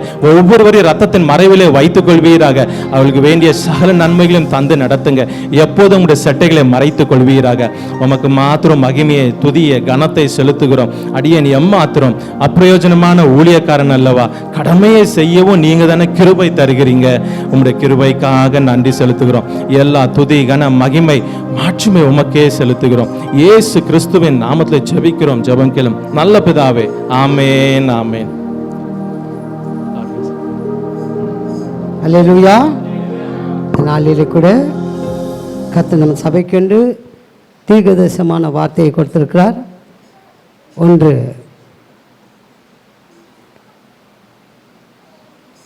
சங்கீதங்களின் புத்தகம் 29ஆம் அதிகாரம் 4ஆம் வசனத்தின்படி அவருடைய சத்தம் வல்லமுள்ள சத்தம். அதே இந்த நாளிலே கர்த்தர் சத்தத்தை கேட்க முடியாது. எஸ்ரா புத்தகத்திலே அவர்கள் சத்தம், கம்பீரத்தின் சத்தம், அழுகையின் சத்தம் சொல்லி அந்த சத்தத்தினாலே அந்த அழுகையின் சத்தம் ஆனந்த சத்தமாக மாற முடியாது. அதே போல் சபையின் அஸ்திபாரம் அதை பற்றி பேசியிருக்கிறார். நம்ம சபை குறித்த காரியங்களிலே நம் ஜெபம் மீகா 4ஆம் அதிகாரம் 1-2 வசனத்தை வைத்து நாம் ஜெபித்து கொண்டிருக்கிறோம். இந்த நாளிலே சபையின் அஸ்திபாரம் கட்டப்படும். கரங்களை தட்டுவான். தீர்க்கதரிசனமாக கர்த்தராகிய இயேசு நாளிலே நம்மோடு பேசியிருக்கிறார். கர்த்தர் பேசின வார்த்தையின்படி நம்முடைய சபையின் அஸ்திபாரம் சீக்கிரத்தை கட்டப்பட முடியாது. ஜெபத்திலே நீங்கள் வைங்க. அது மாத்திரமல்ல, ஐயாவுக்கு ஜபித்து கொள்ளுங்கள். ஐயாவோட ஊழியங்களுக்காக குடும்பத்திற்காக ஒரு நல்ல ஒரு தீர்க்கதரிசியாய் விளங்கி கொண்டிருக்கிறார். கர்த்தர் அவரை எடுத்து பயன்படுத்தி கொண்டிருக்கிறார். நம்ம சேர்ந்து சொல்வோம். என் ஆத்மாவே கர்த்தரை ஸ்தோத்திரி, என் மூலமடி பரிசுத்த நாமத்தை ஸ்தோத்திரி. என் ஆத்மாவே கர்த்தரை ஸ்தோத்திரி, கர்த்தர் செய்த சகல பாளையம் மறவாதே. ஆமே, ஆமே. நம் கர்த்தராகிய இயேசு கிறிஸ்து கிருபையும் பிதாவாகிய தேவனுடைய அன்பும் பரிசுத்த ஆவியானுடைய ஐக்கியமும் நம்ம நேரோடும் சகல பரிசுத்தவான்களும் நாளிலே கர்த்தர் வார்த்தை கொடுத்து நம் சபையிலே வந்து அவர் வார்த்தை பிரசங்கித்த ஐயாவோடு கூட கர்த்தருடைய வருகை மட்டும் இருப்பதாக. ஆமென். அல்லேலூயா, அல்லேலூயா, அல்லேலூயா. ஜெய கிறிஸ்து முன் செல்கிறார், ஜெயமாக நடத்திடுவார். ஜெய கிறிஸ்து முன் செல்கிறார், ஜெயமாக நடத்திடுவார். ஜெய கீதங்கள் நாம் பாடியே ஜெய கொடியும் ஏந்திடுவோம். ஜெயம் அல்லேலூயா அவர் நாமத்திற்கே, ஜெயம் அல்லேலூயா அவர் நாமத்திற்கே, ஜெயம் அல்லேலூயா அவர் நாமத்திற்கே. அல்லேலூயா. கர்த்தர் உங்களை ஆசீர்வதிப்பாராக, உங்களை கூட நடத்துவாராக. நாலு பிள்ளைகள்